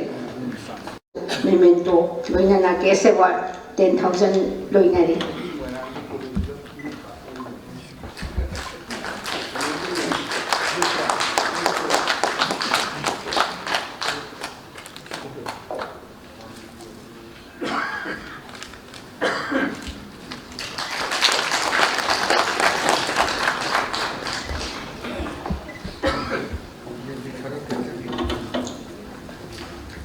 ꯃꯊꯪꯗ ꯑꯦꯋꯥꯔꯗꯀꯤ ꯑꯃ ꯀꯧꯁꯤꯟꯖꯔꯤ ꯃꯣꯏꯔꯥꯡꯊꯦꯝ ꯅꯔꯦꯟꯗ꯭ꯔ ꯁꯅꯥꯒꯤ ꯃꯦꯗꯜ ꯐꯪꯂꯕ ꯀꯨꯟꯖꯂꯥꯟ ꯌꯦꯟꯗ꯭ꯔꯦꯝꯕꯝ ꯂꯥꯏꯔꯤꯛꯀꯤ ꯃꯃꯤꯡꯅ ꯁꯅꯥ ꯀꯣꯅꯨꯡ ꯉꯥꯡꯕꯤ ꯃꯍꯥꯔꯥꯅꯤ ꯍꯥꯏꯕꯁꯤꯗ ꯐꯪꯒꯗꯕꯅꯤ ꯀꯨꯟꯖꯂꯥꯜ ꯌꯦꯟꯗ꯭ꯔꯦꯝꯕꯝ ꯕꯤꯕꯤꯒ꯭ꯔꯥꯝ ꯈꯨꯡꯒꯪꯗ ꯖꯨꯟ 1963ꯇ ꯄꯣꯛꯏ ꯃꯍꯥꯛꯀꯤ ꯑꯄꯣꯛꯄꯒꯤ ꯃꯃꯤꯡ ꯌꯦꯟꯗ꯭ꯔꯦꯝꯕꯝ ꯃꯪꯒꯣꯜꯖꯥꯎ ꯁꯤꯡꯍ ꯑꯃꯗꯤ ꯑꯄꯣꯛꯄꯒꯤ ꯃꯤꯡꯅ ꯕ꯭ꯔꯖꯦꯁꯣꯔꯤ ꯗꯦꯕꯤ ꯀꯧꯏ ꯃꯍꯥꯛꯀꯤ ꯂꯩꯐꯝꯗꯤ ꯁꯤꯜꯆꯔ ꯔꯪꯄꯨꯔ ꯀꯁꯥꯔ ꯑꯁꯥꯝꯅꯤ ꯃꯍꯩ ꯃꯁꯤꯡꯒꯤ ꯊꯥꯛꯇꯤ Manipuri subject MA doctorate of ꯐꯤꯂꯣꯁꯣꯐꯤꯅꯤ ꯃꯍꯥꯛꯀꯤ ꯁꯤꯟꯐꯝ ꯑꯍꯥꯟꯕꯗ ꯕꯤ ꯇꯤꯀꯦꯟꯗ꯭ꯔꯖꯤꯠ ME स्कूल इटाखोला सिलचर अमदी little rose higher secondary school Kanchipur इम्फालदा इचम चंबा ओजा अमोइना हौरखी MCD कॉलेज सोनाइदा सही 19 रोम अदुगा वुमेन कॉलेज सिलचरदना सही ओमलोक मणिपुरी सब्जेक्ट की लेक्चरर ओइना लेरमी तोंगान तोंगान कॉलेज खरदा ओजा ओरमलबा मतुंगा अमुक आकाशवाणी सिलचरदा थबक तौखी कुंजलाल येंद्रेम्बम यामना पामनरबा रेडियो ड्रामा इबदा ममिंग चलबा आइबा अमनी महांग इबा रेडियो प्ले 35 आकाशवाणी इम्फाल अमदी सिलचर अनिमक्तगी संदोखरे ममिंग पनबा याबा खरदंग हारबदा मौ अहुम लानफमदा इबेनी इशाना पाइरंबा तेलंगा माइथीरबा अंगंबा अमदी निपा अमदुं थोरो इपुरबा उजगे असिना चिमनी महा असिगसु मथक्ता आकाशवाणी स्टेशन अनिमकी अयाबा फंगबा लाइक इसई मयक इबा अमसुली महाकी अफबा रेडियो प्ले खरदी स्टेज ड्रामा अमदी फिल्म ओइन पुथोक्तुना मियामदा माइ पाकना लांथोखरे महाक रीजनल अमदी नेशनल लेवल दा सेमिनार पेपर्स पुथोखरे अमदी मसक नाइबा सेफोंसिंदा आर्टिकल हापखरे सेफों खरगिसु एडिटर ओइना थबक तवी महांगना समदुना पुरिबा सोशियो कल्चरल ऑर्गेनाइजेशन खरदी President Manipur Theatre Center Assam Vice President Paripuri अथवा निंगसिंग लोप सिलचर चिंगमरी कुंजलाल येंद्रेम्बम दा तोंगान तोंगान बा खरुरोली मचंदा पुना लाइक 13 रोम फोंगदुन पुथोखरे महांग साहित्य दा तोंबा आइबी ममल यामलबा खुदोल सिंह असिगी दमक मणिपुर साहित्य परिषद इम्फाल की डॉक्टर जामिनी साहित्य मनाल सिंह निसुंदा कुनमरी यावना अतै संस्थान सिंह पुना मना नेपाल पिदुना इकाई खुमना खरे एवार्ड पीबगी वारोल नारोल साहित्य प्रेमी समिति इम्फाल कुंजलाल येंद्रेम्बम मोइरांगथेम नरेंद्र सनागी मेडल 2024 फंगलबा मनासी मोइरांगथेम नरेंद्रगी मसासिंग कच्चबनी कुंजलाल येंद्रेम्बम इबा सना कोनुंग अमसुंग गांगी महारानी हारिबा लाइक असि अइबना असेंबा पुवारीगी थौदोकसिंग दा युमफम ओइदुना खोरिरोलगी लेक्चर सेबलगा सागलकपा थोइदोकना सिंथानबा यारबा लाइक अमनी लाइक असिदा अइबना वारी लीबा हइबा खुलान थोक मरि चुम्बा खोरिरोलगी लैथेत लेजल मतांग चाना हापतुना अपाबा सिंग हुमदुना पुबा ngamli सना कोनुंग अमसुंग गांगी महारानीगी पुंसी खोंगचत ताकपदा निंगथौ पानबा लेबाकगी चटनबी थौगलोन वांगांग संगांग थक्सी खासी फम फंगी तोंगान तोंगान बा मथौदांगसिंग युमलै कैरै लोइनना नुपीसिंगी मथौना मरिंगजेलना चटनलोनगी चाखुत खोंथांगदा थौदांग यारी हाइबदु मयेक सेंगना फोंदोकली कुंजलाल येंद्रेम्बमना इबा सना कोनुंग अमसुंग गांगी महारानी हारिबा लाइक असि मणिपुरी खोरिरोलगी ताइबंगदा पुवारीगी थौदोकसिंग चिंसिनदुना इरकपा थोइदोकना सिंथानबा याबा लाइक अमनि हाइना लौजेदुना मोइरांगथेम नरेंद्र सनागी मेडल 2024 पिजेरी नावलेबम इंद्रमणि प्रेसिडेंट इम्फाल डिसेंबर 18 2024 मना असिसु ngasiगी सिगेसना पिबिनाबा हंगचरी मोइरांगथेम नरेंद्र सनागी मेडल ने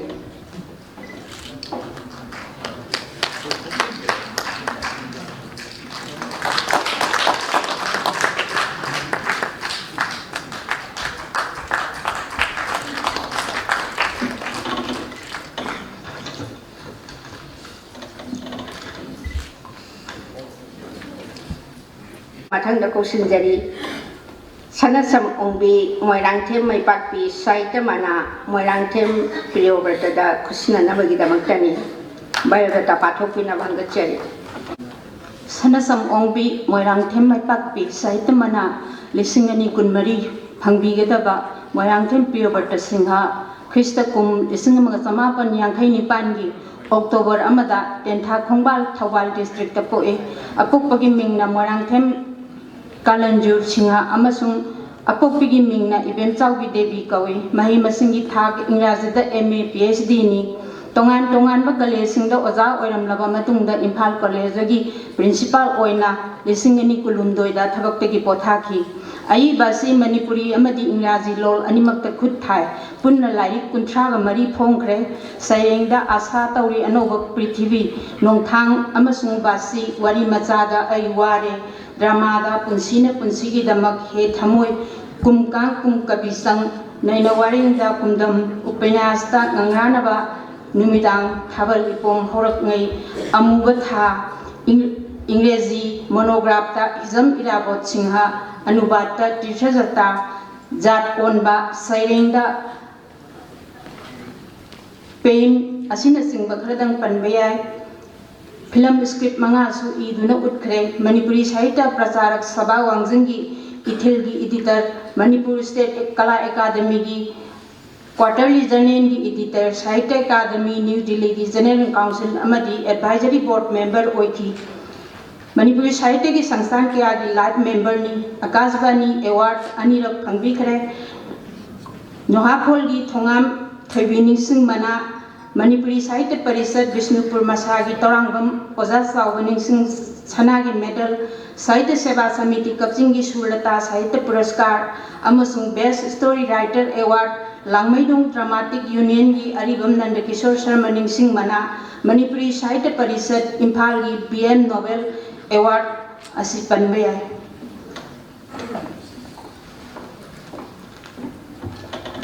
Manapi bagi warol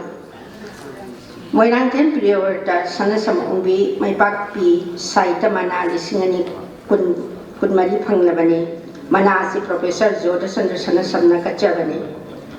Moirangthem Priyawarta Singhana Iba Thabal na ipom horak ngai haiba Manipuri novel gi lairik asi apikpa ken bahasamada masamaring thandohin bataudana taru na mayek singna yekpa phajarba layek amagumi ai bana novel asida khungang amasung mayon lamgi punsi utpaga loinana khungang romda lumna mayon thamlaga sagat pawari paringda masagi arepa phirep leirabi nupi amagi pungningda taibami oirubagi ithil mayamga muknabagi masak ama mai pagna puthokli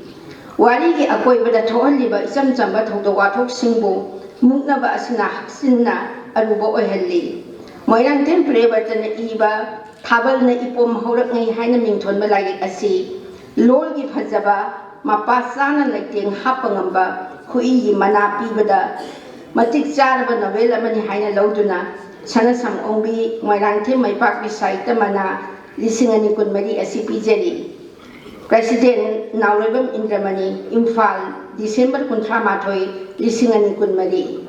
Mana asi Chief Guest na pibinaba hangachari Mana asi dasu khoi guest award 10,000 loinari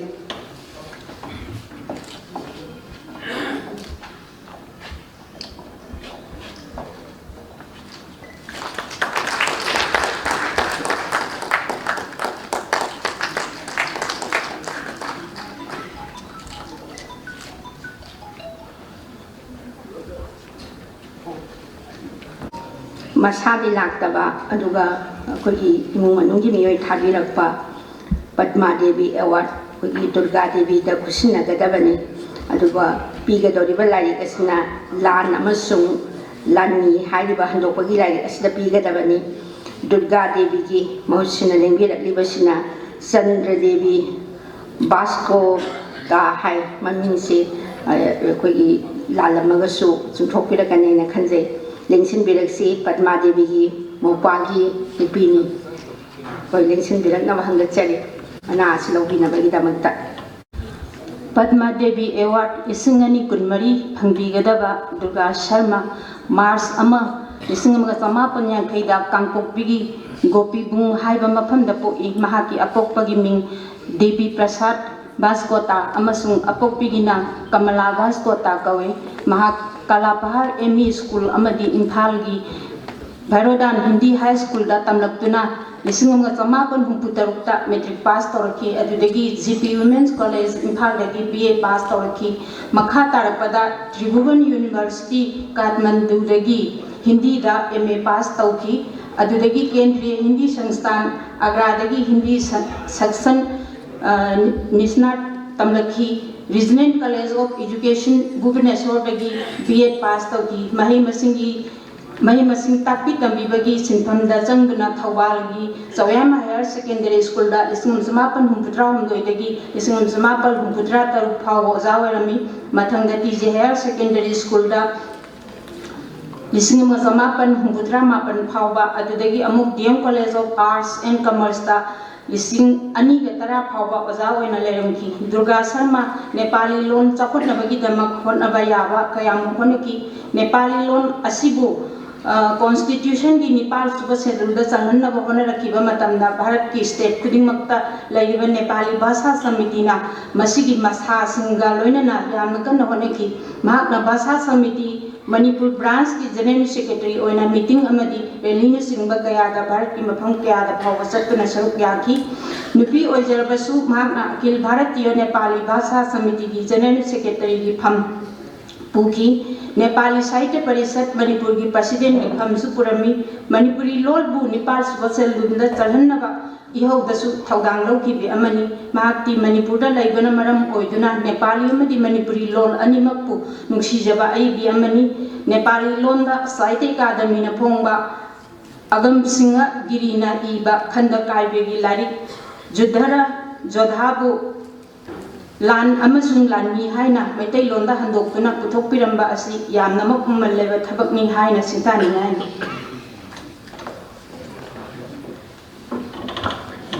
award पीबगी वारो दुर्गा शर्मा पद्मा देवी award लिसिंगनी कुनमरी फंगबा award असि समराय लाटपम गोपाल शर्मा अमसुंग मसिन मनावना कच्चबनी दुर्गा शर्मा ना नेपाली लोंदा साहित्य अकादमी ना फोंगबा अगम सिंह गिरी ने इबा खंड कायबगी लाइरे जुद्धरा जोधाबु लान अमसुंग लाननी हाइना मैतै लोना हंदोक्तुना फोंगलबा लाइरे असि थोइदोंना सिंथानबा यारबा हंदोक्बगी लाइरे अमनी लाइरे असिदा भारत की नेपाली साहित्य दा फिदा वांगना फंगलबा कवि असिने इरंबा गोरखा सिंह लाइरिबा थौना पांगल होनबा कनबगी मतौ फजबा उथोकदो महाकना मैतै लोना हंदोरिबा लाइरे असिदगी अपाबा सिंह तसिंग खंगबा ngami मैतै लोनगी लाइफम थोकबा लोंदा पुदा मफोंदो निंथीना यावरबा हंदोकबगी लाइरे अमसु ओइरी दुर्गा शर्मा ना नेपाली लोनदगी मणिपुरी दा हंदोकबा लाइरे लान अमसुंग लाननी हाइबसी मैतै लोना ममा लोन ओइदबा मिसक अमना थोइदोंना सिंथानबा याना हंदोकलबा लाइरे अमनी हाइना लौजेदुना नाहलोल साहित्य प्रेमी समिति इम्फाल ना पद्मा देवी अवार्ड लिसिंगनी कुनमरी पीदुना इकाई खुनजरी नावरेबम इंद्रमणि प्रेसिडेंट इम्फाल डिसेंबर 18 लिसिंगनी कुनमरी ngasigi mana asigi function asigi president oibiriba ikai khunajai nauribam indramani na durga devi mahusina lagiba chandra devi paspoda da kusina ligani asigi mana asida khoi kese wat oina 20,000 yawi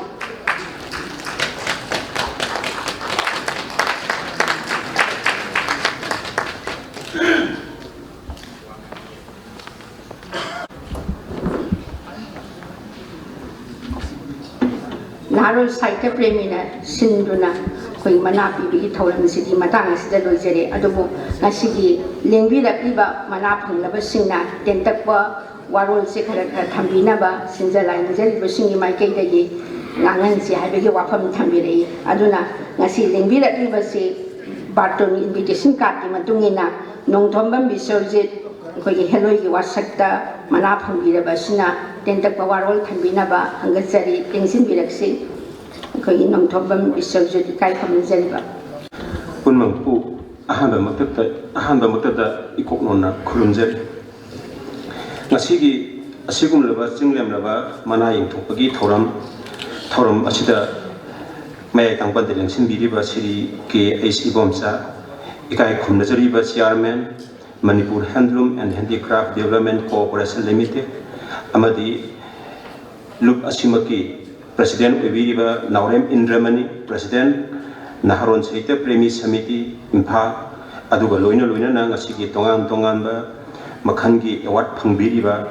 Ngasidai, Yangshin Biriba Punmapu, Ikokona, Kurumjari, Aduga Ikai Kunbu Zeri. Aigidi Pungu Eva, Wapam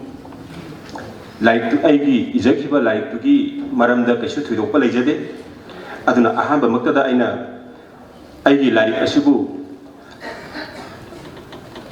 Haibadi Aigi like Kana Sukumbidana, Kanana Sukubidana, Liam the Mang Kragadoba, Sanabang Kang the Mang Kragadoba, like Ama Kunkat Iduna, Asi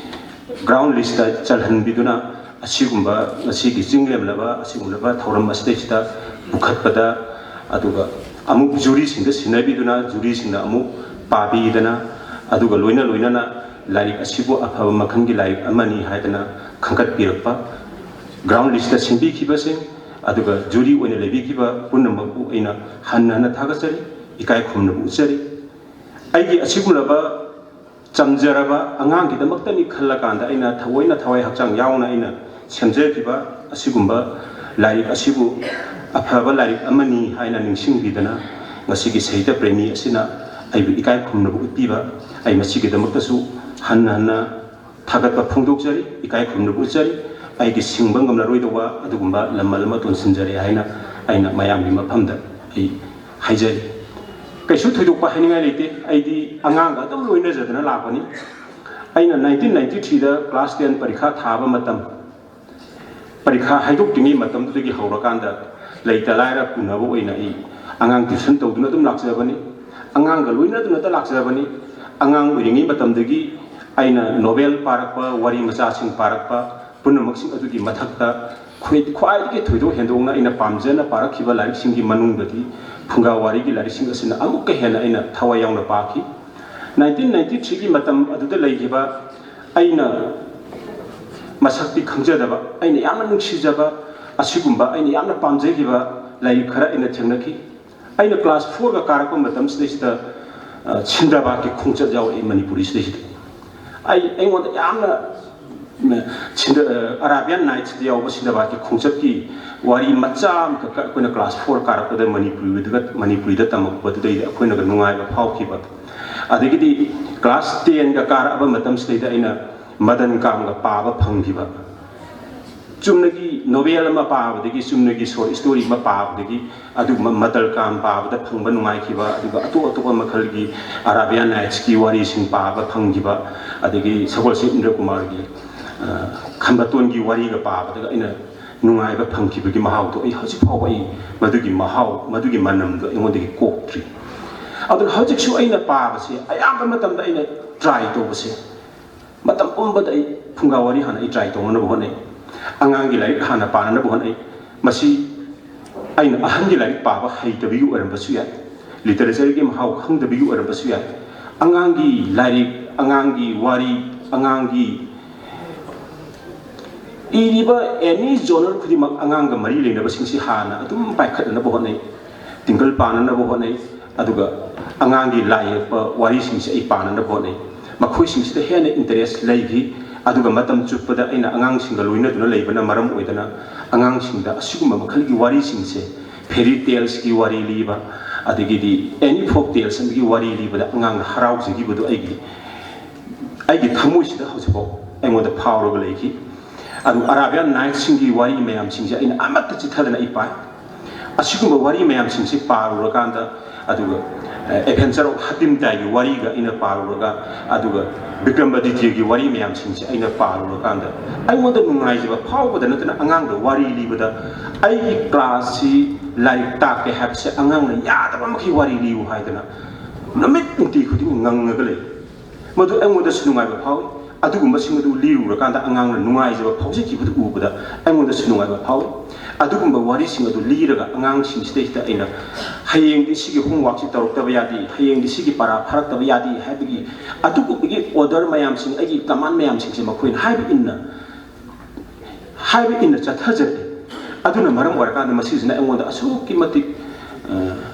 Nungai Pawankido, Ingasi, Amukana, Miamna, Aduga, Masigi Sita Premina, Madubu. ai amuk hana maton chung handibse masi ai haningai leitana thagase punamuk hana thagase Mathangda Kausinjari Kainjum Center Poetry Award Panglaba Devdas Mayambam Lengsin Bilax. Good evening, everybody.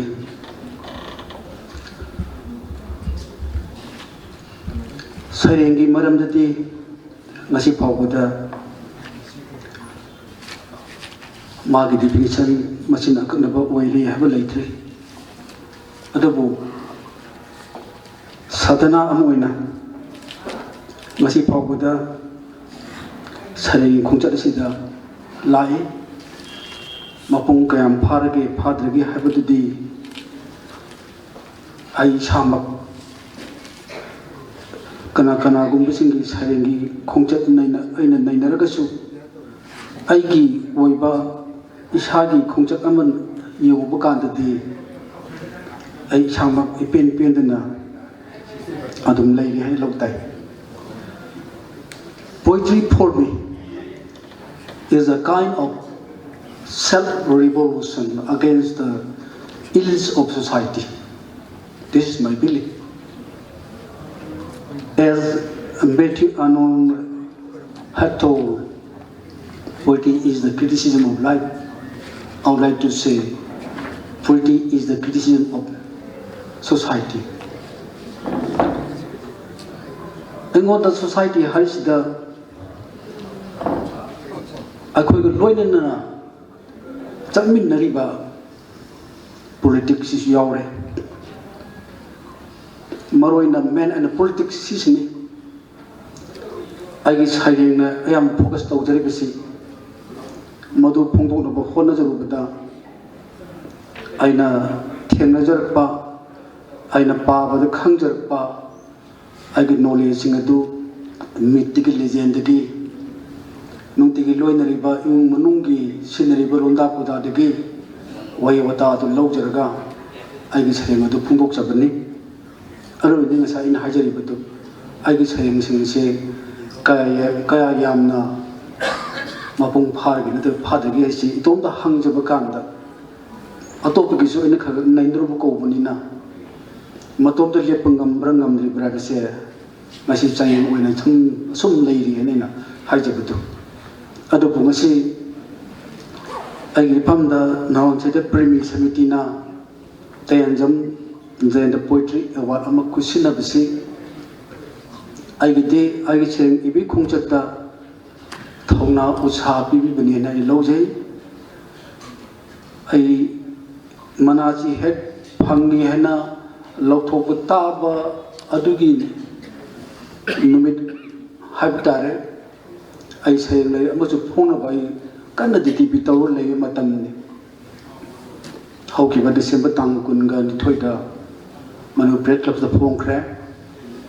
ꯅꯨꯡꯁꯤꯕ ꯑꯩꯒꯤ ꯃꯔꯨꯞ ꯃꯄꯥꯡꯁꯤꯡꯅ ꯍꯥꯏ ꯀꯔꯤꯒꯤ ꯑꯗꯨꯛ ꯊꯨꯅ ꯐꯣꯡꯕꯅꯣ ꯍꯥꯏ ꯑꯩꯗꯤ ꯈꯨꯝꯖꯩ ꯑꯩꯒꯤ ꯁꯩꯔꯦꯡ ꯈꯣꯡꯆꯠꯁꯦ ꯏꯗꯕ ꯉꯝꯗꯕ ꯏꯔꯨꯕ ꯀꯧꯕꯅꯤꯅ ꯑꯃꯨꯛ ꯁꯩꯔꯦꯡ ꯂꯩ ꯑꯃ ꯍꯥꯏꯐꯦꯠ ꯑꯣꯏꯕꯖꯔꯛꯄꯗꯨꯗ ꯑꯃꯨꯛꯁꯨ ꯐꯣꯡꯗꯣꯛꯅꯤꯡꯕ ꯑꯗꯨꯅ ꯑꯩꯉꯣꯟꯗ ꯁꯩꯔꯦꯡꯒꯤ ꯃꯁꯛꯁꯤ ꯁꯩꯔꯦꯡꯒꯤ ꯃꯄꯨꯡ ꯐꯥꯕꯒꯤ ꯐꯥꯅꯕꯒꯤ